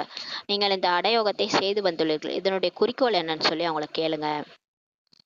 உண்மையிலே நம்ம அடயோகம்லாம் அவங்க சன்னியாசிகள் பண்றாங்க. அந்த ஆசனம் அது இதுன்னு கத்துக்கிறாங்க. அதனுடைய குறிக்கோள் என்ன? அதுக்கு ஏதாவது ஆப்ஜெக்ட் இருக்கா? எதுவுமே இல்லை. நீங்க கேளுங்கன்றாரு. நாங்கள் இதை கற்றுக்கொண்டிருக்கிறோம் என்று எங்களுடையதை பற்றி சொல்லிவிட்டோம். உங்களுடையதை இந்த அடயோகத்தினால் என்ன கிடைக்கிறது சொல்லி கேளுங்க. இவ்வாறு சுருக்கமாக பதில் அளிக்க வேண்டும். இப்படிப்பட்ட அழைப்பிதழ்கள் பல உங்களிடம் வருகின்றது. அகில இந்திய தர்மத்தின் மாநாடுகளுக்கான அழைப்பிதழும் உங்களுக்கு வந்தது. உங்களுடைய குறிக்கோள் என்ன என அவர்கள் கேட்டார்கள். நாங்கள் ராஜயோகம் கற்றுக்கொண்டிருக்கிறோம் என கூறுங்கள். நம்மளை கேட்டாங்கன்னா நீங்கள் ராஜயோகம், ஏன்னா இப்போ யோகாவுக்கான மாநாடுனா எல்லாரையும் கூப்பிடுவாங்க. அதில் அடயோகமும் வரும், ராஜயோகமும் வரும். என்னென்ன விதவிதமாக உலகத்திலேயே யோகா பண்ணுறாங்களோ எல்லாரும் போய் பேசுவாங்க. அப்போ நம்ம போய் பேசும்போது நம்மளை கேட்பாங்க, சரி நீங்கள் ராஜயோகம்னு சொல்கிறீங்களே, உங்களுக்கு குறிக்கோள் என்னன்னு சொல்லி அவங்க கேட்பாங்க. அப்போ கேட்கும்போது சொல்லுங்க, நாங்கள் ராஜயோகம் கற்றுக்கொண்டிருக்கிறோம். நம்முடையதை பற்றி நிச்சயமாக சொல்ல வேண்டும். ஏன்? இந்த ராஜயோகத்தை நீங்கள் கற்றுக்கொண்டிருக்கிறீர்கள், நாங்கள் இதை படித்து கொண்டிருக்கிறோம் என சொல்லுங்கள். எங்களை படிக்க வைப்பவரே யார் தெரியுமா? பகவான் சொல்லி சொல்லுங்க. நாங்கள் அனைவருமே சகோதரர்கள். நாங்கள் எங்களை ஆத்மா என புரிஞ்சுக்கிட்டோம். தன்னை ஆத்மான்னு உணர்ந்து என்னை மட்டும் நினைத்தால் உங்களுடைய பாவம்லாம் விலகும்ட்டு எல்லையற்ற தந்தை பகவானே வந்து சொல்றாரு. இப்படிப்பட்ட வாசகங்களை நன்கு அச்சடித்து வைத்துக் கொள்ளுங்கள் சொல்லி பாபா சொல்றாரு. எங்கெல்லாம் மாநாடு நடக்கிறதோ அங்கு அனுப்பி விடுங்கள். இவர்கள் மிகவும் நல்ல சரியான விஷயங்களை கற்கிறார்கள் என கூறுவார்கள் சொல்லி சொல்றாரு. இந்த மாதிரி மாநாடுலாம் வருதுன்னா இந்த மாதிரி ரெடி பண்ணி வச்சுக்கோங்க. எங்களுக்கு பகவானே வந்து பாடம் எடுக்கிறாரு, நாங்கள் ஆத்மானு புரிஞ்சுக்கிட்டோம், தன்னை ஆத்மானு உணர்ந்து பகவானை நினைச்சா, அவரை நினைச்சா பாவம் போயிடும்ட்டு சொல்றாரு. இப்படிப்பட்ட வாசங்கள்லாம் எழுதி வச்சுக்கிட்டு அனுப்புங்க. நம்ம எல்லாருமே உலகத்தில் இருக்கிறவங்க எல்லாருமே சகோதரர்கள், எங்களை படிக்க வைக்கிறவரே பகவான் தான் சொல்லி சொல்லுங்க. அப்போ அவங்க அதை படித்து பார்த்துட்டு இவங்க ஏதோ நல்ல நல்ல விஷயங்களை, சரியான விஷயங்களை தான் சொல்றாங்கன்ட்டு சொல்லுவாங்க. இந்த ராஜயோகத்தால ராஜாவிற்கெல்லாம் ராஜாவாக உலகத்திற்கே அதிபதியாக மாறுகிறார்கள் சொல்லி பாபா சொல்றாரு. 5000 வருடங்களுக்கு பிறகு நாம் தேவதையாக மாறுகின்றோம், பிறகு மனிதராகிறோம் சொல்லி பாபா சொல்றார். இவ்வாறெல்லாம் சிந்தித்து முதல் தரமான கருத்துக்களை எழுத வேண்டும். பாபா மனன சிந்தனை பண்ணுங்கன்னா விதவிதமா நம்மளால மனன சிந்தனை பண்ண முடியும். எப்படி சேவை செய்யறது, எந்த பாயிண்ட்டை, இப்போ சர்வ வியாபின்னு ஒரு பாயிண்ட் எடுத்துக்கணும்னா அது குறித்து பாபா எத்தனை முறையில என்னென்ன பாயிண்ட் சொல்லியிருக்கிறாரு, அதை நம்ம ஞான சிந்தனை பண்ணலாம். அதை எப்படி புரிய வைக்கலான்ட்டு ஞான சிந்தனை பண்ணலாம். சேவைக்கான கருத்துக்களை ஞான சிந்தனை பண்ணலாம். இன்னொன்று, நம்ம ஆத்மா எத்தனை பிறவிகள் நடத்து வந்தோம், 5 சொரூபத்தை நம்ம சிந்தனை பண்ணலாம். இந்த மாதிரி விதவிதமா ஆத்ம அபிமானி பயிற்சி பண்றதுக்கு எந்த மாதிரி பயிற்சி பண்ணணும், என்னென்ன நிலை இருக்குது, இதெல்லாம் பாபா ஏன் இப்படி சொல்லியிருக்கிறார். இந்த மாதிரி சிந்தனை பண்ண நமக்கு புத்தி அதுல போகும். இதெல்லாம் நம்ம பண்ணலன்னு நினச்சிக்கோங்களேன், நம்ம மாட்டும் இந்த கலியுகத்தில் இருக்கிற விஷயத்த சிந்தனை பண்ணிட்டு இருந்தோம்னா ஆத்மால சக்தி போயிடும்னு சொல்லி சொல்றாரு. இப்ப இவ்வாறெல்லாம் சிந்தித்து தரமான கருத்துக்களை நீங்க எழுதணும். உங்களிடம் குறிக்கோள் பற்றி கேட்கலாம். நம்மள்ட்ட வந்து கேட்பாங்க, உங்க குறிக்கோள் தான் என்ன, நீங்க எதுக்கு இந்த ராஜயோகம் கத்துக்கிறீங்கன்னு சொல்லி கேட்பாங்க. ஏன்னா அவங்க வந்து ஏதோ உடம்பு ஹடயோகன்றது உடம்ப சக்திசாலி ஆக்கிறதுக்கு பிராணாயாம முயற்சி, மூச்சு பயிற்சி பண்ணி என்ன பண்றாங்க, உடல் ஆரோக்கியத்துக்காக செய்றாங்க. அவங்க ஒரு குறிக்கோள் சொல்றாங்க. அப்ப நம்ம குறிக்கோள் என்னன்னு கேட்பாங்க. ஏன்னா நம்ம இங்க கை காலால எக்ஸசைஸ்லாம் பண்றதில்ல. நம்ம மட்டும் உட்காந்து அமைதியில போறோம். கடவுளே நமக்கு டீச்சரா இருக்கிறாரு. நம்மளுக்கு அமைதி குடுக்குறாரு. இந்த மாதிரி ஆத்மான்னு புரிய வச்சு நம்ம முக்தி, ஜீவன் முக்தி எப்படி அடையிறது இதெல்லாம் சொல்லி குடுக்குறாரு. இது உங்களுடைய குறிக்கோள் என்னன்ட்டு கேட்பாங்க. அப்ப நீங்க அச்சடிச்சு வச்சுங்கன்னு சொல்லி சொல்றாரு. இவ்வாறு எழுதுவதால் ஆர்வம் அதிகரிக்கும். இதில் ஹடயோகம் அல்லது சாஸ்திரங்கள் பற்றிய விஷயங்களே கிடையாது சொல்லி பாபா சொல்றாரு. இங்க வந்து நம்மளுடைய ராஜயோகத்துல அடயோகமோ இல்ல சாஸ்திரம் பத்திய விஷயம்லாம் கிடையாது. அவங்க வந்து சாஸ்திரங்களின் பொருளை கூறுவதற்கே எவ்வளவு அகங்காரம் இருக்கிறது. அவங்க பாருங்களேன், ஒரு மகாபாரதம், ராமாயணம் சொல்றதுக்கே அவ்வளோ அகங்காரத்தோட சொல்லுவாங்க. அவர்கள் தங்களை சாஸ்திரங்களுடைய அத்தாரிட்டின்னு நினைக்கிறாங்க. உண்மையில அவங்க பூஜாரிகள் தான். பூஜைக்குரியவர்களை தான் அத்தாரிட்டின்ட்டு சொல்ல முடியும். யார் பூஜைக்குரியவர்களா இருக்கிறாங்களோ, லட்சுமி நாராயணன்லாம் இப்ப நம்ம கோயில்ல வச்சு வழிபடுறோம்னா அவங்க அந்த அளவுக்கு பூஜைக்குரியவரா இருக்கிறதுனால தான் அவங்கள போய் வழிபடுறோம். ஏன் அவங்களுக்கு இவ்வளோ கூட்டம் போகுது திருப்பதிக்கு? அவர் என்ன செஞ்சாரு அந்த நாராயணன்? எதுக்காக அவரை பார்க்க இவ்வளோ பேர் போறாங்க? அப்ப பூஜைக்குரியவரா இருக்கிறாங்க. அவங்க தான் அத்தாரிட்டின்னு சொல்லுவாங்கன்னு சொல்லி பாபா சொல்றாரு. பூஜாரியை என்ன கூறுவார்கள்? நாம் என்ன கற்றுக்கொண்டிருக்கின்றோம்? இதை தெளிவுபடுத்தி எழுத வேண்டும் சொல்லி சொல்றாரு. இப்ப பாருங்க, இதெல்லாம் ஞான சிந்தனை பண்ணணும். பூஜாரியே என்ன சொல்லுவாங்க, நம்ம என்ன இப்ப கத்துட்டு இருக்கிறோம், இதெல்லாம் தெளிவுபடுத்தி எழுதணும்னு சொல்லி பாபா சொல்றாரு. பிகேக்களின் பெயர் கூட பிரசித்தமாகிவிட்டது. இப்ப போக போக பாருங்க, பிகேஸ்னா யாருன்னு எல்லாருக்கும் தெரியுது. அவங்க என்ன செய்றாங்க எல்லாருக்குமே புரிஞ்சிடுச்சுன்னு சொல்லி சொல்றாரு. 2 விதமான யோகா கூட இருக்குது. ஒண்ணு ஹடயோகா, இன்னொன்று சகஜ யோகா ஆகும் சொல்லி சொல்றாரு. அதை எந்த மனிதர்களும் கற்றுத்தர முடியாது. ராஜயோகத்தை ஒரு பரமாத்மா தான் சொல்லி கொடுக்கிறார். மற்றபடி பல்வேறு விதமாக மனிதர்கள் கற்றுத்தரும் யோகங்கள் இருக்கிறது. நிறைய நம்ம அந்த பழையங்காலத்துல இருந்தே வந்து யோகாலாம் நம்ம கத்துருக்குறோம். பல்வேறு விதமான மனிதர்கள் சொல்லி கொடுக்குறாங்க. அந்த அஷ்டாங்க யோகம், நிறைய யோகாலாம் நம்ம கத்துட்டு இருக்கிறோம். நிறைய யோகங்கள் இருக்குது. ஆனா கடவுளே வந்து சொல்லித்தர ராஜயோகம் அது வேற யாராலுமே கத்துக் கொடுக்க முடியாது. கடவுள் தான் சொல்லித்தர முடியும். அங்கே தேவதைகளுக்கு யாருடைய வழியும் அவசியமே இல்லை. ஏனென்றால் ஆஸ்தியை அடைந்து விட்டார்கள். ஆனா தேவதைகள் ஏதோ ஒரு யோகம்லாம் பண்றதில்ல. அங்க ராஜயோகமோ இல்ல ஹடயோகமோ எதுவுமே அவங்க பயில மாட்டாங்க. ஏன்னா அவங்களுக்கு எந்த வழியும் அவசியமே இல்லை. ஏன்னா அவங்க பயன் அடைஞ்சிட்டாங்க, ஆஸ்தி அடைஞ்சிட்டாங்கன்னு சொல்லி பாபா சொல்றாரு. அவர்களோ தேவதைகள், அதாவது தெய்வீக குணங்களை உடையவர்கள் சொல்லி பாபா சொல்றாரு. அசுரன் என்று கூறும் அளவிற்கு எந்த குணமுமே இருக்காது. தேவதைகள்கிட்ட அசுரன் என்று சொல்ற அளவுக்கு குணம் எதுவுமே இருக்காது. தெய்வீகமான தேவதைகளின் ராஜ்யம் கூட இந்த உலகத்துல இருந்தது. பிறகு எங்கே போனது? 84 பிறவிகளை எப்படி எடுத்தார்கள்? ஏணிப்படியில் புரிய வைக்க வேண்டும். மற்றவங்களுக்கு புரிய வைக்கும் போது எப்படி தேவதைகள் வந்து 84 பிறவி எடுத்து கீழே இறங்குனாங்கன்ட்டு புரிய வைக்கலாம். ஏணிப்படி மிகவும் நன்றாக இருக்கின்றது சொல்லி பாபா சொல்றாரு. அந்த படம் நல்லா இருக்குது. இப்ப வெளிநாட்டுல எல்லாம் கூட ஏணிப்படி சித்திரம் தான் வச்சிருக்கிறாங்க பெரிய பெரிய இடத்துல. உங்கள் மனதில் என்ன இருக்கின்றதோ அது ஏணியில் இருக்கின்றது. நம்ம மனசுல என்ன கேள்விகள்லாம் ஓடுதோ அது அந்த ஏணிப்படியில இருக்குதுன்னு சொல்லி சொல்றாரு. அனைத்திற்கும் ஆதாரமே இந்த படிப்பு தான் சொல்லி பாபா சொல்றாரு. படிப்பு தான் வருமானத்திற்கே மூலதனமாகும். இப்ப நல்லா படிச்சா நல்ல வேலை கிடைக்கும்னு சொல்றாங்கல்ல, சாதாரண லௌகீக படிப்புக்கே அப்படி சொல்றாங்க. அப்ப இது ஞானம். இது எப்பேற்பட்ட படிப்பு? இது இறைவனே சொல்ற படிப்பு இது. அப்ப இந்த படிப்பும் வருமானத்திற்கு மூலதனம். டெய்லி யார் முரளி கேட்குறாங்களோ அவங்க எடுக்க போற எல்லா பிறவிகளுக்கும் செல்வத்தை அடைவாங்க. இதுவே எல்லாவற்றையும் விட உயர்ந்த படிப்புன்னு சொல்லி பாபா சொல்றாரு. மிகவும் உயர்ந்த படிப்பு. நம்ம படிக்கிறோமே, எவ்வளோ படிப்பு நம்ம படிச்சு வந்திருக்கிறோம். எல்லாத்த விட உயர்ந்த படிப்பு இந்த இறைவனால கொடுக்கப்படுற இந்த படிப்பு தான் சொல்லி சொல்றாரு. இது மிகவும் உயர்ந்தது. மிகவும் உயர்ந்த படிப்பு என்ன என்பது உலகத்தில் இருப்பவர்கள் யாருக்குமே தெரியவில்லை. இந்த படிப்பினால் மனிதர்களுக்கு டபுள் கிரீடம் உடைய தேவதையாக ஆகிறார்கள். ஆனா பாருங்க, எல்லாம் சாதாரணமா நினைச்சுறாங்க, ஏதோ பிகே ஏதோ பிரம்மகுமாரி சென்டருக்கு போறாங்கன்னு. ஆனா உலகத்துல இருக்கிறவங்களுக்கு தெரியல, இந்த படிப்புனால மனுஷன்ல இருந்து டபுள் கிரீடம் உடையவங்களா மாறுறாங்க, தேவதையா மாறுறாங்கன்ட்டு. இப்போது நீங்கள் டபுள் கிரீடம் உடையவராக மாறுவதற்கு முயற்சி செய்றீங்கன்னு சொல்லி பாபா சொல்றாரு. படிப்போ ஒன்றுதான். ஆனா ஒரு சிலர் எப்படி மாறுறாங்க, தேவதையா மாறுறாங்க. இன்னும் ஒரு சிலர் வேற எப்படியோ மாறுறாங்கன்னு சொல்லி சொல்றாரு. ஒரே படிப்பு தான், ஆனா ராஜ்யம் இங்க உருவாயிட்டு இருக்குது. பாபா இதே 4 பக்கம் முரளி தான் எல்லாரும் படிக்கிறோம். யார் யாரெல்லாம் படிக்கிறோம்னா, ராஜா ஆகக்கூடியவங்களும் இதே முரளி தான் படிக்கிறாங்க. பிரஜை ஆகக்கூடியவங்களும் இதே முரளி தான் படிக்கிறாங்க. ராஜாவும் உருவாகிறார்கள், ஏழையும் உருவாகிறார்கள். ஆனா அவங்கவங்க தாரணை பண்றதுல தான் இருக்குது. இந்த 4 பக்கத்துலயும் ஒரு சிலருக்கு ஒரு பாயிண்ட் டச் ஆகும், ஒரு சிலருக்கு வேற விதமா பாயிண்ட் டச் ஆகும். பாபா நம்மள என்னதான் திட்டுறாரு, என்னதான் மாற சொல்றாரு அப்படின்ட்டு நினைச்சோம், அந்த பாயிண்ட் நம்மள உறுத்துதுன்னா கண்டிப்பா நம்ம என்ன ஆகும், பெரிய பதவிக்கு முயற்சி செய்வோம். சாதாரணமா இதெல்லாம் என்ன சொல்லல, இது யாருக்கோ சொல்றாரு அப்படின்ட்டு கேக்குறது, அப்புறம் இதெல்லாம் யாரால முடியும், முன்னாடியே மாயா புத்தி வேலை செய்யும். ஐயோ இதெல்லாம் நம்மளால ஃபாலோ பண்ண முடியாது, இந்த கடவுள் சொல்வாரு அதுக்காக ஊரெல்லாம் பகைச்சிட்டு நம்மளால வாழ முடியாது அப்படிலாம் நினைக்கிறது பிரஜையனுடைய படிப்பு. பிரஜை அப்படிதான் படிப்பாங்க. அப்ப அவங்க சாதாரண பிரஜையா வந்துருவாங்க. அப்ப ஒரே முரளி தான், ஆனா விதவிதமான பதவி உருவாகுதுன்னு சொல்லி சொல்றாரு. அதிசயமாக இருக்கிறது, மற்றபடி அங்கே துக்கமே இருக்காது சொல்லி பாபா சொல்றாரு.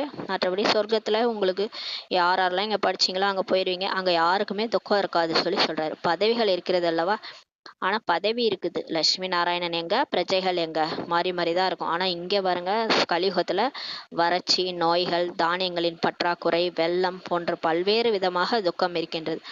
இங்க உலகத்துல எல்லாமே தான் இருக்கு இல்லையா, வறட்சி வந்துருது, பற்றாக்குறை வந்துருது, நோய்கள் விதவிதமான நோய் வருது, தானியங்கள் கூட கிடைக்காம போயிடுது, வெள்ளம் கூட வந்துருது. லட்சாதிபதியாக இருந்தா கூட, கோடீஸ்வரனாக இருந்தாலும் விகாரத்தினால்தான் இங்க பிறக்குறாங்க இல்லையா.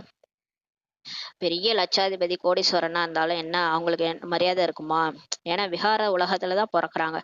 அடிபடுவது, கொசு கடிக்கிறது, இது கூட துக்கம் தானே சொல்லி பாபா சொல்றாரு. என்ன ஆகுது, திடீர்னு அடிபட்டுருது, திடீர்னு எவ்வளவு துக்கம் எல்லாருக்கும் வருது இல்லையா, கொசு கூட கடிக்குது, இதெல்லாம் துக்கம். அப்ப இது துக்க உலகம் தானே, இங்க என்ன சொர்க்கமா இது அப்படின்னு சொல்லி சொல்றாரு பாபா. சொல்றாங்கல்ல இதுவே எங்களுக்கு சொர்க்கம்னு, அப்ப கொசு கடியில தூங்கிட்டு இருக்கிறீங்களே அப்படின்றாரு பாபா. பேரே பயங்கரமான நரகமாகும். இது என்ன சொல்றது, அந்த விஷ வைத்தியரணி நதின்னு சொல்லுவாங்களா, பயங்கரமான நரகம் சொல்லி பாபா சொல்றாரு.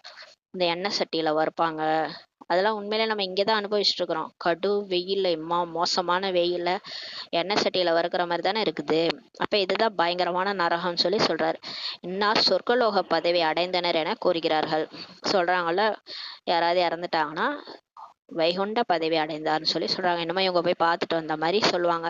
அப்படியே சொர்க்கம் வரப்போகிறது, இப்போதுதான் உருவாகிறதுன்னு சொல்லி பாபா சொல்றாரு. பிறகு எப்படி சொர்க்கம் போனார்கள் சொல்லி பாபா கேக்குறாரு. சொர்க்கமே இன்னும் வரலையா, இவங்க எப்படி சொர்க்கத்துக்கு போனாங்க, இங்க நரகம் தான் இப்ப இருக்குது, நரகத்துலதான் போய் பிறப்பாங்கன்னு சொல்லி பாபா சொல்றாரு. யாருக்கு வேண்டுமானாலும் புரிய வைப்பது எளிதாகும், நீங்க யாருக்குனாலும் ஈஸியா புரிய வைக்கலாம்னு சொல்லி சொல்றாரு. இப்போது பாபா கட்டுரை கொடுத்துள்ளார், எழுத வேண்டியது குழந்தைகளின் கடமையாகும். இப்ப பாபா நமக்கு பாயிண்ட் தலைப்பெல்லாம் கொடுத்து கட்டுரை எழுத சொல்றாரு. ஆனா எழுத வேண்டியது நம்மளுடைய கடமை. தாரணை செய்யவில்லை என்றால் எழுத மாட்டார்கள். தாரணை நீங்க ஒழுங்கா பண்ணலைன்னா எழுத மாட்டீங்க. தன்னை ஆத்மான்ட்டு உணர்ந்து இப்போது வீட்டுக்கு போக வேண்டும் என குழந்தைகளுக்கு முக்கியமான விஷயத்தை தான் இப்ப பாபா இன்னைக்கு சொல்லி புரிய வைக்கிறாரு. ஆத்மான்னு புரிஞ்சு நான் வீட்டுக்கு போகணும், நடிப்பெல்லாம் முடிச்சுட்டேன், இப்ப வீட்டுக்கு போகணும். நாம் சதோ பிரதானமாக இருந்த போது எந்த ஒரு எல்லையுமே இல்லை. பாபா சொர்க்கத்துல வாங்க வீட்டுக்கு போலான்னு கூப்பிட்டாரா, இல்ல இல்லையா. அப்பதான் நடிப்பே ஆரம்பிச்சது. நீ எவ்வளவுனா நடி, சந்தோஷமா அனுபவின்னு தான் விட்டாரு இல்லையா. ஒரு கடைசி பிரிவுல இப்பதான் நம்மள சொல்லிட்டு இருக்கிறாரு. இப்போது தமோ பிரதானமாகி இருக்கிறார்கள், எவ்வளவு எளிமையானது. நிறைய கருத்துக்களை பாபா சொல்லிக் கொண்டே இருக்கிறார். பாருங்க, இப்ப பாபா நிறைய கருத்துக்களை புரிய வைக்கிறார். நன்கு புரிய வைக்க வேண்டும். புரிந்து கொள்ளவில்லை என்றால் இவர் நம்முடைய குலத்தை சார்ந்தவரே இல்லை என புரிந்து கொள்ளப்படுகிறது. நம்ம நல்லா புரிய வைக்கிறோம், புரிஞ்சுக்கலன்னா என்ன பண்றது, அவங்க நம்ம சத்தியுகத்துக்கு வர போறவங்களே கிடையாது, சொர்க்கத்துக்கு வரமாட்டாங்கன்னு புரிஞ்சுக்கோங்க. படிப்பில் ஒவ்வொரு நாளும் முன்னேற வேண்டும், பின்னடைய கூடாது சொல்லி பாபா சொல்றாரு. டெய்லி முரளி கேட்டு நம்மளோட நடத்தையில மாற்றம் ஏற்படணும். பாபாவை அதிகம் நினைக்கணும், நாளுக்கு நாள் முன்னேற்றம் வரணும். பழையபடி அசுர குணங்கள், கோவப்படுறது இப்படியே இருந்தோம்னா நம்மள்ட்ட முன்னேற்றமே இல்லை. அப்ப பின்னடைய கூடாது சொல்லி பாபா சொல்றாரு. தெய்வீக குணங்களுக்கு பதிலாக அசுர குணங்களை கடைபிடித்தால் பின்னால் செல்வதாகும் சொல்லி சொல்றாரு. அப்ப நம்ம இங்க போனோம், சென்டருக்கு போனோம், என்ன இவங்கள்ட்ட மாற்றோம்னு எல்லாரும் நோட் பண்ணிட்டு இருக்கிறாங்க. நம்ம மாறாம பழையபடியே இருந்தோம்னா நம்ம பாபாவுக்கு தான் கெட்ட பேர் இல்லையா. அதனால தெய்வீக குணங்களுக்கு பதிலாக இந்த அசுர குணங்களை கடைபிடிச்சுன்னா நம்ம பின்னாடி போறதுன்னு சொல்லி சொல்றாரு. விகாரங்களை விட்டு செல்லுங்கள் என பாபா கூறுகிறார். பாபா என்ன சொல்றாருன்னா, இந்த விகாரத்தெல்லாம் விட்டுடுங்கன்னு சொல்லி பாபா சொல்றாரு. தெய்வீக குணங்களை தாரணை செய்யுங்கள். இப்ப இந்த காமம், கோபம், பற்று, ஆசை, அகங்காரம் இதெல்லாம் விட்டுடுங்க. விட்டுட்டு தெய்வீக குணங்களை தாரணை பண்ணுங்க. அப்பதான் சொர்க்கத்துக்கு போக முடியும்னு சொல்லி சொல்றாரு. மிகவும் லேசாக இருக்க வேண்டும். நம்ம அப்படியே இந்த ஃபரிஸ்தா மாதிரி இருக்கணும். இந்த உடலுடைய பாரமே நமக்கு தெரியக்கூடாது. இந்த சரீரம் சீச்சியாக மிக மோசமாக இருக்கிறது சொல்லி சொல்றாரு. இப்ப உலகமே மோசமாகுது, இந்த சரீரம் கூட சீச்சியா தான் இருக்குது. இதை விட வேண்டும். இப்ப இந்த உடலே வேணாம், இந்த உடலை ஏன் பிடிச்சிட்டு இருக்கிறீங்க, எல்லாரும் விட்டுட்டு போய் தான் ஆகணும், இப்பவே மனசை எடுத்துருங்க அந்த உடல்ல இருந்துன்னு சொல்லி சொல்றாரு. இப்போது நாம் வீட்டிற்கு போக வேண்டும். பாபாவை நினைக்கவில்லை என்றால் ரோஜா மலராக முடியாது சொல்லி சொல்றாரு. பாபா நினைச்சாதான் ரோஜா மலர் மாதிரி ஆக முடியும், இல்லைன்னா எப்படி ஆயிடும், வாடாமல்லி மலர் மாதிரி தான் ஆயிடும்னு சொல்றாரு. நிறைய தண்டனை அடைய வேண்டியிருக்கும். அப்புறம் பாபாவை நினைக்கலன்னா அப்புறம் நம்ம என்ன ஆயிடுவோம், பாவம்லாம் அழியாது. அப்ப என்ன ஆயிடும், நிறைய தண்டனை அடைய வேண்டியிருக்கும் சொல்லி சொல்றாரு. அப்ப பண்ணதுக்கெல்லாம் கர்மாக்கு அனுபவிச்சுட்டு நம்ம போக வேண்டியது இருக்கும். இன்னும் செல்ல செல்ல உங்களுக்கு காட்சிகள் கிடைக்கும். போக போக உங்க ஆத்மால இருக்கிற காட்சியெல்லாம் உங்களுக்கு தானாவே கிடைக்கும். நீங்க என்ன சேவை செய்தீர்கள்னு கேட்பாங்க. காட்சியில என்ன கேட்பாங்கன்னா, நீதிபதிகள் கேட்குற மாதிரி இருக்கும். நீங்க என்ன சேவை செஞ்சீங்கன்ட்டு கேட்பாங்களாம். நீங்கள் நீதிமன்றத்திற்கு சென்றிருக்க மாட்டீர்கள். பாபா அனைத்தையும் பார்த்திருக்கிறார். இவர்கள் திருடர்களை எப்படி பிடிக்கிறார்கள், எப்படி கேஸ் நடக்கிறது, அவ்வாறே அங்கும் உங்களுக்கு காட்சிகள் கொடுப்பார் சொல்லி சொல்றாரு. பாருங்க, பிரம்மா பாபா வந்து எல்லாத்தையும் பார்த்துருக்காரு. அவர் கோர்ட்டு எல்லாம் பார்த்துருக்கிறாரு. அங்கே திருடங்களை எப்படி பிடிக்கிறாங்க, எப்படி கேஸ் நடக்குதுலாம் பிரம்மா பாபா பார்த்துருக்காரு. ஆனால் நம்ம போனதே கிடையாது, நம்ம நீதிமன்றத்தில் போனது கிடையாது. ஆனால் வந்து நீதிமன்றத்தில் எப்படி நடக்குதோ அதே மாதிரி உங்களுக்கு காட்சிகள் வந்து பாபா காண்பிப்பார். தண்டனைகள் அடைந்த பிறகு நயா பைசா பதவி தான் பெறுவார்கள். அப்போ அந்த காட்சியில் என்ன கிடைக்கும்னா, நம்மளை கூண்டில் நிற்க வச்சு கேள்வி கேட்குற மாதிரி காட்சி கிடைக்கும். நீங்கள் என்ன சேவை பண்ணீங்கன்னு சொல்லி கேட்பாங்க. அப்போ என்ன சேவை பண்ணீங்க, என்னதான் உங்கள்கிட்ட மாற்றம் வந்திருக்குது, நீங்கள் ஆத்மா க்ளீன் பண்ணீங்களான்னு சொல்லி கேட்பாங்க. அப்போ தண்டனை அடைஞ்சுதான் நம்ம நயா பைசா பதவி தான் அடைவோம்னு சொல்லி பாபா சொல்றாரு. நயா பைசா பதவி தான் பெறுவார்கள். டீச்சருக்கு இவர்கள் ஃபெயில் ஆகி விடுவார்கள் என இறக்கம் வருகிறது. இப்போ ஸ்கூலில் டீச்சர் பாடம் எடுக்கிறாங்க. நல்லா படிக்கிற ஸ்டூடெண்ட்டு நல்லா மார்க் எடுப்பாங்க. ஒன்றுமே தெரியாத ஸ்டூடெண்ட்டு என்ன பண்ணுவாங்க, சரியாக கூட படிக்க தெரியல, ஃபெயில் ஆகிடும் அந்த குழந்தைன்னா டீச்சருக்கு கருணை தான் வரும். அந்த டீச்சர் போட்டு பொழந்துருவாங்க நம்மளை ஸ்கூலில். ஆனால் இந்த டீச்சருக்கு கருணை வருது, கடவுளுக்கு நம்ம மேலே கருணை வருதுன்னு சொல்லி சொல்கிறாரு.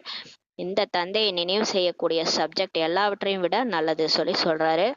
பாருங்க, இந்த 4 சப்ஜெக்ட் இருக்குது. ஞான, யோகம், தாரணை, சேவை. இதுல பாபாவை நினைக்கிறது தான் நல்ல சப்ஜெக்ட்னு சொல்லி பாபா சொல்றாரு. எல்லாத்தையும் விட நல்ல சப்ஜெக்ட் பாபாவை நினைக்கிறது, யோகா தான். இதன் மூலம் பாவமே விலகி விடுகிறது. நீங்க எதுவுமே செய்யலனா கூட பரவாயில்ல, வீட்டுல இருந்தபடியே உட்காந்து ஆத்மானு புரிஞ்சுக்கிட்டு, எங்க இருக்கிறீங்களோ ஆத்மானு புரிஞ்சுக்கிட்டு பாபாவை நினைங்க, பரமாத்மாவை நினைங்க, உங்க பாவம்லாம் போயிரும் சொல்லி சொல்றாரு. இதுதான் மெயினேன்னு சொல்லி சொல்றாரு. நம்ம என்னதான் ஞானம் படிச்சு தாரணை பண்ணி யோகா பண்ணி சேவை பண்ணி எல்லாருக்கும் நான் ஞானம் சொன்னேன், எத்தனை சென்டரை உருவாக்கினேன், எதெல்லாம் பண்ணாலும் சரி, ஆனா ஆத்மா கிளீன் ஆகலைன்னா பாபா என்ன பண்ணுவாரு, பதவியை குறைச்சி விட்டுருவாரு, தண்டனை தான் அடைவோம். அப்படியே நம்ம குணமே மாறல, பாபு சமான் ஆகவே இல்லை, எப்பயும் போல இருக்கிறோம், என்னதான் ஞானம் கேட்டாலும் திருந்த மாட்டோம்னா என்னது, நம்ம பாவமே வந்து போகலைன்னா என்ன ஆகும், பதவி குறைஞ்சிரும் சொல்லி சொல்றாரு. அப்ப எல்லாத்த விட நல்லது என்னது, பாபாவை நினைக்கிறது தான். அதன் மூலம் தான் பாவம் விலகுதுன்னு சொல்லி சொல்றாரு. பாபா நம்ம இப்போ படிக்க வைக்கிறார், கடவுளே நம்மளை படிக்க வைக்கிறார். இதை நினைவு செய்து கொண்டே சுற்றி கொண்டிருக்க வேண்டும் சொல்லி பாபா சொல்றாரு. என்ன இறைவனே வந்து படிக்க வைக்கிறாரு, இந்த நினைவுலயே சுத்திட்டு இருக்கணும்ன்றாரு. மாணவர்கள் ஆசிரியரையும் நினைக்கிறார்கள். பாருங்களேன், இப்ப சாதாரண ஸ்டூடெண்ட்ஸ் எங்க கெமிஸ்ட்ரி டீச்சர், எங்க பிசிக்ஸ் டீச்சர்ன்ட்டு சொல்லிட்டு திரிவாங்க, எங்க மேக்ஸ் டீச்சர்ன்ட்டு நினைச்சிட்டு தானே இருக்கிறாங்க டீச்சரை. படிப்பும் இருக்குது, ஆசிரியரையும் நினைச்சிட்டு தான் இருக்கிறாங்க. அது மாதிரிதான் நீங்களும். சகோதரர்களாகிய நாம் அனைவருக்கும் டீச்சர் ஒருவரே. பாருங்க, நம்ம எல்லாருக்கும் டீச்சர் கடவுள், அவரே சுப்ரீம் டீச்சர் என்பது எப்போதும் புத்தியில் இருக்க வேண்டும். ஆஹா பிரபுவே, உங்களுடைய லீலை இன்னும் போக போக பலருக்கு தெரிய வரும். நிறைய பேருக்கு இன்னும் கடவுள் வந்துட்டாருன்ட்டு தெரிய வந்துடும். மகிமை செய்து கொண்டே இறப்பார்கள். பாருங்க, பாபாவை மகிமை பண்ணிட்டு செத்து போயிடுவாங்கன்றாரு. என்ன பண்றது, முயற்சி பண்ண டைம் இல்லை, முரளி படிக்கலாம் டைம் இருக்காது, அவ்வளவுதான். அவங்கவுங்க கடவுளை பத்தி தெரிஞ்சுட்டு சரீரம் விட்டுருவாங்க, அவ்வளவுதான். இந்த ஞானம்னா என்னன்னு தெரியும், தெரிஞ்சுட்டு அவ்வளோதான் சரீரம் விட்டுருவாங்க.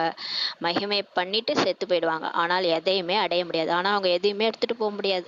ஞானம் படிக்கவும் டைம் இருக்காது. ஏன்னா நம்ம கூப்பிடும்போது வரல. கடைசியா கடவுள் வந்துட்டாருன்னு தெரிஞ்சுக்கிட்டு சரீரத்தை விட்டு போயிடுவாங்க.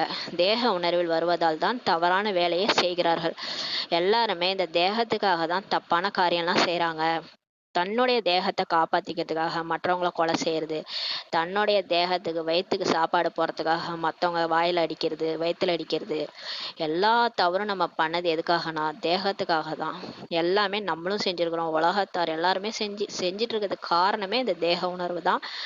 இந்த தேக உணர்வுனால தான் எல்லா பிரச்சனையும். அதனால தான் பாபா சொல்றாரு, ஆத்ம அபிமானி ஆகிவிட்டால் நன்றாக வேலை செய்வார்கள். நீங்க இப்போதைக்கு இந்த தேக உணர்வை விட்டுட்டு ஆத்ம அபிமானி ஆயிடுங்க, அப்பதான் நன்றாக வேலை செய்வார்கள் சொல்றாரு. இது உங்களுடைய வானப்பிரஸ்த நிலை, இது உங்களுக்கு கடைசி பிறவி, உங்களுக்கு வயசாயிடுச்சு, ஆத்மாவுக்கு வயசாயிடுச்சுன்னு சொல்றாரு. இப்போது திரும்ப போகத்தான் வேண்டும், கணக்கு வழக்கை முடித்துவிட்டு அனைவரும் செல்ல வேண்டும் சொல்லி பாபா சொல்றாரு. இப்ப கொஞ்சம் நஞ்சம் நமக்கு என்ன கணக்கு வழக்கு இருக்கு நல்லா புரிஞ்சுக்கணும். நம்ம கூட இருக்கிறவங்க எல்லாருக்கும் நமக்கும் கணக்கு வழக்கு இருக்குது. அதை தான் நம்ம முடிச்சிட்டு இருக்கிறோம். இப்ப நம்ம வீட்டுல இருக்கிறோம், ஒருத்தவங்க பணிவிடை செய்ய வேண்டியது இருக்குன்னா செஞ்சுதான் ஆகணும். ஏன்னா பல ஜென்மங்களுக்கு அவங்களுக்கும் நமக்கும் தொடர்பு இருக்கு. அவங்க நமக்கு வேலை செஞ்சிருப்பாங்க, அதை நம்ம இப்ப செய்ய வேண்டியதா இருக்கும். அது மாதிரி நம்ம யாருக்கா கொடுக்கல் வாங்கல், காசு பணம் கொடுக்க வேண்டியது இருந்ததுன்னா ஏதோ நம்ம கூட இருக்கிற கணக்கு வழக்கு அதை தான் நம்ம செஞ்சுட்டு இருக்கிறோம். ரிட்டர்ன் கொடுத்துட்டு இருக்கிறோம், இல்ல வாங்கிட்டு இருக்கிறோம். எது நடந்தாலும் டிராமால பக்காவா நடந்துட்டு இருக்குன்னு புரிஞ்சுக்கோங்க. இது ஏன் எனக்கு நடக்குது, இது ஏன் எனக்கு மட்டும் இந்த கணக்கு வழக்கு, இவங்க ஏன் என்னை இப்படி தொல்லை பண்றாங்கலாம் கேட்கவே கூடாது. ஏன்னா இது பல ஜென்ம தொடர்பு கணக்கு வழக்கு முடிஞ்சிட்டு இருக்குது. சும்மாலாம் எதுவுமே நடக்காது. டிராமா பிளான் படி எல்லாமே பக்காவா நடந்துட்டு இருக்கு. விரும்பினாலும் விரும்பவில்லை என்றாலும் நிச்சயம் போக வேண்டும் சொல்லி பாபா சொல்றாரு. காலம் வந்துருச்சு, டைம் வந்துருச்சு, போயிட்டாங்கன்றாங்கல்ல. அப்ப டைம் வந்தா எல்லாம் போய் தான் ஆகணும் அந்த உடலை விட்டு. யாரும் விரும்பினாலும், எனக்கு போக விருப்பம் இல்லைனாலும் முடியாது, ஏன்னா போய் தான் ஆகணும்னு சொல்லி பாபா சொல்றாரு. சில தற்கொலை எல்லாம் பண்ணிக்கிறாங்க, விரும்பி தற்கொலை பண்ணிக்கிறாங்க. ஆனா பாபா எங்க சொல்றாரு, விரும்பினாலும் விரும்பாட்டினாலும் நீங்க நிச்சயம் போக தான் வேண்டும் சொல்லி சொல்றாரு. ஒரு நாள் உலகமே காலியாகின்ற நேரம் கூட வரும், நாளும் வரும் சொல்லி சொல்றாரு. ஒரு நாள் பாருங்க, உலகத்துல யாருமே இருக்க மாட்டாங்க, பாரதம் மட்டும்தான் இருக்கும் சொல்லி சொல்றாரு. இந்தியா மட்டும் தான் இருக்கும். அரை கல்பம் பாரதம் மட்டும்தான் இருக்கும் என்றால் உலகம் எவ்வளவு காலியாக இருக்கும்னு சொல்லி பாபா சொல்றாரு. இந்த எண்ணம் உங்களை தவிர வேறு யாருடைய புத்திலுமே வராது. ஆனா பாபா தானே நமக்கு தானே இதெல்லாம் புரிய வைக்கிறாரு. இது மற்ற வெளி உலகத்தினருக்கு இந்த மாதிரி எல்லாம் உலகம் அழிய போகுது, வெறும் இந்தியா மட்டும் இருக்கும் ஆளிலை ஷேப்ல, இதெல்லாம் யாருக்குமே தெரியாது. நமக்கு தான் இப்ப தெரியுது. பிறகு உங்களுக்கு வேறு யாரும் எதிரியோ கிடையாது சொல்லி சொல்றாரு. அப்புறம் யார் இருக்கிறாங்க? அமெரிக்கா, ரஷ்யா, சைனா நம்மள்ட்ட போரிடுறதுக்கு யாருமே இருக்க மாட்டாங்க. எதிரிகள் ஏன் வருகிறார்கள்? பணத்திற்காக தான் வராங்க இல்லையா? பாரதத்தில் கூட இவ்வளோ முஸ்லிம்கள், ஆங்கிலேயர்கள் ஏன் வந்தாங்க? பணத்தை பார்த்தாங்க, நிறைய பணம் இருந்தது, அதனாலதான் கொள்ளையடிச்சிட்டு போனாங்க. ஆனா இப்போது என்ன இருக்கு நம்மள்ட்ட? இப்போது ஒண்ணுமே இல்லை. எனவே வேறு யாருமே இல்லை சொல்லி சொல்றாரு. பணத்தை எடுத்துக்கொண்டு காலி செய்து விட்டு சென்று விட்டனர். மனிதர்களுக்கு இது தெரியாது. எதுக்கு எல்லாம் இந்தியாவுக்கு வந்தாங்க? பணமா அது தங்க குருவியா இருந்தது. அந்த ராஜாக்கள்லாம் இருந்த காலத்துல நிறைய பணம், கோயில்லாம் தங்கத்தினால ஆயிருந்தது. அதெல்லாம் கொள்ளையடிக்க தான் வந்தாங்க. வந்துட்டு போயிட்டாங்க, காலி செஞ்சுட்டு போயிட்டாங்க. இது கூட மனுஷங்களுக்கு தெரியாது சொல்லி சொல்றாரு. நாடகத்தின்படி நீங்களே பணத்தை அழித்து விட்டீர்கள் என பாபா கூறுகிறார். நாம் எல்லையற்ற தந்தையிடம் வந்து விட்டோம் என்ற நிச்சயம் உங்களுக்கு இருக்கிறது. இப்ப நம்ம கடவுள்கிட்ட சேர்ந்துட்டோம் அப்படின்ற நம்பிக்கை இருக்குது. ஒருபோதும் இது ஈஸ்வரிய குடும்பம் என்பது யாருடைய நினைவிலும் கூட இருக்காது. ஆனா வெளி உலகத்தினர் யாருக்குமே தெரியாது. இங்க ஈஸ்வரனே பாடம் எடுத்துட்டு இருக்கிறாரு, அவரோட குடும்பத்துக்கு பாடம் எடுத்துட்டு இருக்கிறாருன்றது யாருக்குமே நினைவுல கூட இருக்காது சொல்லி பாபா சொல்றாரு. நல்லது. இனிமேலும் இனிமையான காணாமல் போய் கண்டெடுக்கப்பட்ட செல்லமான குழந்தைகளுக்கு தாயும் தந்தையுமாகிய பாப் தாதாவின் அன்பு நினைவுகள் மற்றும் காலை வணக்கம். ஆன்மீக குழந்தைகளுக்கு ஆன்மீக தாய் தந்தையின் நமஸ்தே. நாம் ஆன்மீக குழந்தைகள் ஆன்மீக தாய் தந்தைக்கு நமஸ்தே. தாரணைக்கான முக்கிய சாரம். ஃபர்ஸ்ட் பாயிண்ட், போகும்போதும் வரும்போதும் புத்தியில் படிப்பை பற்றிய சிந்தனை இருக்க வேண்டும். எந்த செயல் செய்தாலும் புத்தியில் சதா ஞானம் ஒலித்து கொண்டே இருக்க வேண்டும்.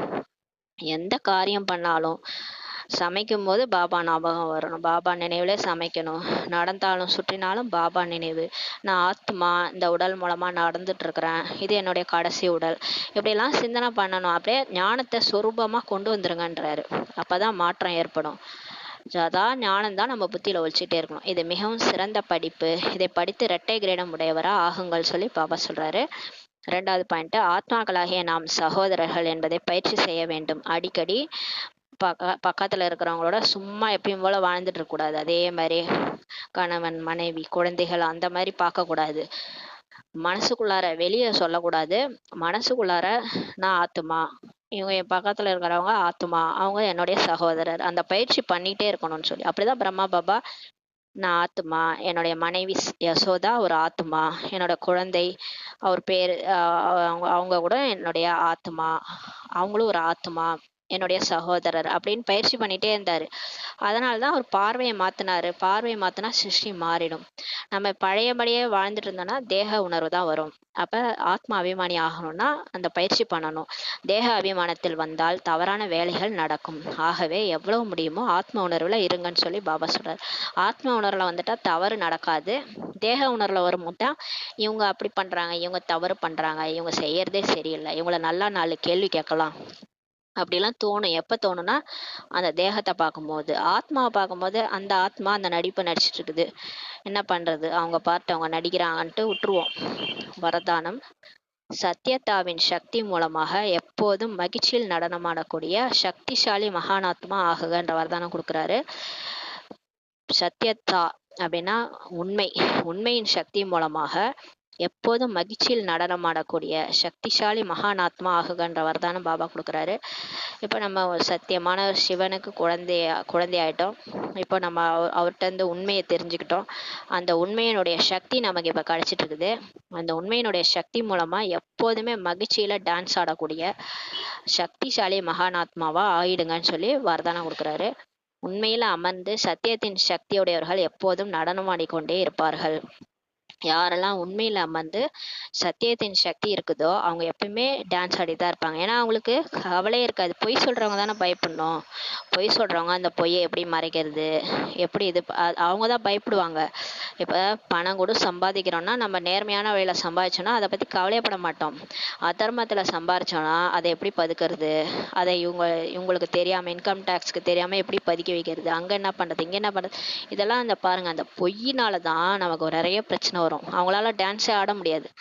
அப்ப உண்மையா இருக்கிறவங்க டான்ஸ் ஆடிட்டே இருப்பாங்க. ஏன்னா அவங்களுக்கு கவலையற்ற ராஜாவா இருப்பாங்க. ஒருபோதும் அவங்க வாடி போக மாட்டார்கள், சிக்கி கொள்ளவே மாட்டார்கள். ஏன்னா உண்மையா இருக்கிறவங்க, பொய்யா இருக்கிறவங்க தான் முகம் வாடி போகணும், பொய்ய மறைக்கணும், அது பிரச்சனை வரும். உண்மையா இருக்கிறவங்களுக்கு என்னைக்குமே அவங்க வாடி போக மாட்டாங்க, எந்த விஷயத்திலும் சிக்கி கொள்ளவும் மாட்டாங்க, பயப்படவே மாட்டார்கள். உண்மையா இருக்கிறவங்களுக்கு பயமே இருக்காது, பலவீனம் அடையவும் மாட்டாங்கன்னு சொல்லி பாபா சொல்றாரு. அவர்கள் எப்போதும் மகிழ்ச்சியில் நடனமாடிக்கொண்டே இருப்பார்கள். பாருங்க, அப்ப உண்மையோடைய சக்தியை பாருங்க. யார் உண்மையா இருக்கிறாங்களோ அவங்க எவ்வளவு சக்திசாலியா இருக்கிறாங்க. அவங்க நடனம் ஆடுவாங்க, வாடி போக மாட்டாங்க, சிக்கிக்க மாட்டாங்க, பயப்பட மாட்டாங்க, பலவீனம் அடைய மாட்டாங்க. அவங்க எப்பவுமே டான்ஸ் ஆடிட்டே இருப்பாங்க, மகிழ்ச்சியில சக்திசாலியாகவும் இருப்பார்கள் சொல்லி பாபா சொல்றாரு. எதிர்கொள்ளும் சக்தி அவர்களிடம் இருக்கும். அவங்க சத்தியமா இருக்கிறதுனால யார வேணாலும் ஃபேஸ் பண்ணுவாங்க, தைரியமா இருப்பாங்க, பயப்பட மாட்டாங்க. யார வேணா வர சொல்லுங்க, என்கிட்ட தான் உண்மை இருக்குல்ல, நான் யார்கிட்ட வேணா பேசி புரிய வைக்கிறேன்ட்டு பயப்பட மாட்டாங்க. எதிர்கொள்ளும் சக்தி அவங்கள்ட்ட இருக்கும். சத்தியம் ஆடாது, உறுதியாக இருக்கும் சொல்லி சொல்றாரு. என்னதான் உண்மை ஒளிஞ்சிருந்தாலும் ஒரு நாள் வெளியே வரும். உண்மையை ப்ரூஃப் பண்ணணும்னு அவசியமே கிடையாது. அது எப்பயுமே உண்மை ஆடாது, அசையாது, உறுதியா இருக்கும்னு சொல்லி பாபா சொல்றாரு. பொய் தான் ஆடும் அசையும். ஒரு நாளைக்கு ஒரு மாதிரி இருக்கும் பொய். இன்னைக்கு ஒண்ணு சொல்லி புரிய வைப்போம், நாளைக்கு அதை மறந்துடுவோம். என்ன பொய் சொன்னனே மறந்துட்டு வேற மாதிரி சொல்லிடுவோம். அப்ப பாருங்க, அந்த பொய் ஆடும் அசையும். ஆனா சத்தியம், உண்மை என்னைக்குமே ஆடாது, அசையாது சொல்றாரு. சத்தியத்தின் படகு ஆடும் அசையும், ஆனால் முழுகாது சொல்லி பாபா சொல்றாரு. சத்தியத்தோட படகு ஆடும் அசையும், ஆனா மூழ்கி போகாது. ஏன்னா அந்த படகை ஓட்டுறவரே சிவன் தான் இல்லையா. சத்தியமானவர் சிவனே நம்ம வாழ்க்கை படகை ஓட்டிட்டு இருக்கிறாரு. நம்ம வாழ்க்கை படகு ஆடும் அசையும், ஆனா அது மூழ்கி போகாது, ஒருபோதும் மூழ்கி போகாது சொல்லி பாபா சொல்றாரு. அதனால சத்தியமா இருக்கிறவங்க கவலைப்படவே தேவையில்ல. என் உள்ளத்துக்கு நான் உண்மையா இருக்கிறேன், என் கடவுளுக்கு நான் உண்மையா இருக்கிறேன், அவர் சொல்ற வழியில தான் நான் நடக்கிறேன் அப்படின்னா நம்ம பயப்படவே தேவையில்ல. எனவே சத்தியத்தின் சக்தியை தாரணை செய்யக்கூடிய ஆத்மா மட்டும்தான் மகானாக இருப்பார்கள் சொல்லி பாபா சொல்றாரு. யார் அந்த சத்தியத்தின் சக்தியை தாரணை செய்யறாங்களோ அந்த ஆத்மா தான் மகானாக இருப்பாங்கன்னு சொல்லி பாபா சொல்றாரு. ஸ்லோகன்: பரபரப்பான பிஸியான மனம் புத்தியை ஒரு நொடியில் நிறுத்துவதுதான் அனைத்திலும் மிக உயர்ந்த பயிற்சி ஆகும் சொல்லி சொல்றாரு. இப்போ பரபரப்பா பிஸியா இருக்கு நம்ம மனசு, புத்தியில ஒரே பிரச்சனை ஏதோ ஓடிட்டு இருக்குன்னு நினைச்சுக்கோங்களேன். நாலாப்புறமும் ஏதோ ஒரு பிரச்சனை, டென்ஷன். அந்த டைம்ல கூட உங்களால ஒரு செகண்ட் நிறுத்த முடியுமா? நிறுத்திட்டு பாபாவை நினைக்க முடியுமா? எவ்வளோ பிரச்சனை, 4 பக்கமும் டென்ஷன். ஆனாலும் நீங்க ஆடாம அசையாம ஒரு செகண்ட் எனக்கு எதுவுமே வேணாம், நான் பறந்தாம போறேன், பாபா கிட்ட போறேன், என் மனசு புத்தி பாபாட்ட போகுதுன்னு உங்களால நிறுத்த முடியுமா? நிறுத்திட்டீங்கன்னா இதுதான் மிக உயர்ந்த எல்லாத்த விட மிக உயர்ந்த பயிற்சின்னு சொல்லி பாபா சொல்றாரு. இது மாதிரி பண்ணோம்னா கடைசி டெஸ்ட் பேப்பர்ல நம்மளால பாஸ் பண்ண முடியும். ஏன்னா கடைசி டெஸ்ட் பேப்பர் மிக பயங்கரமா இருக்கும்.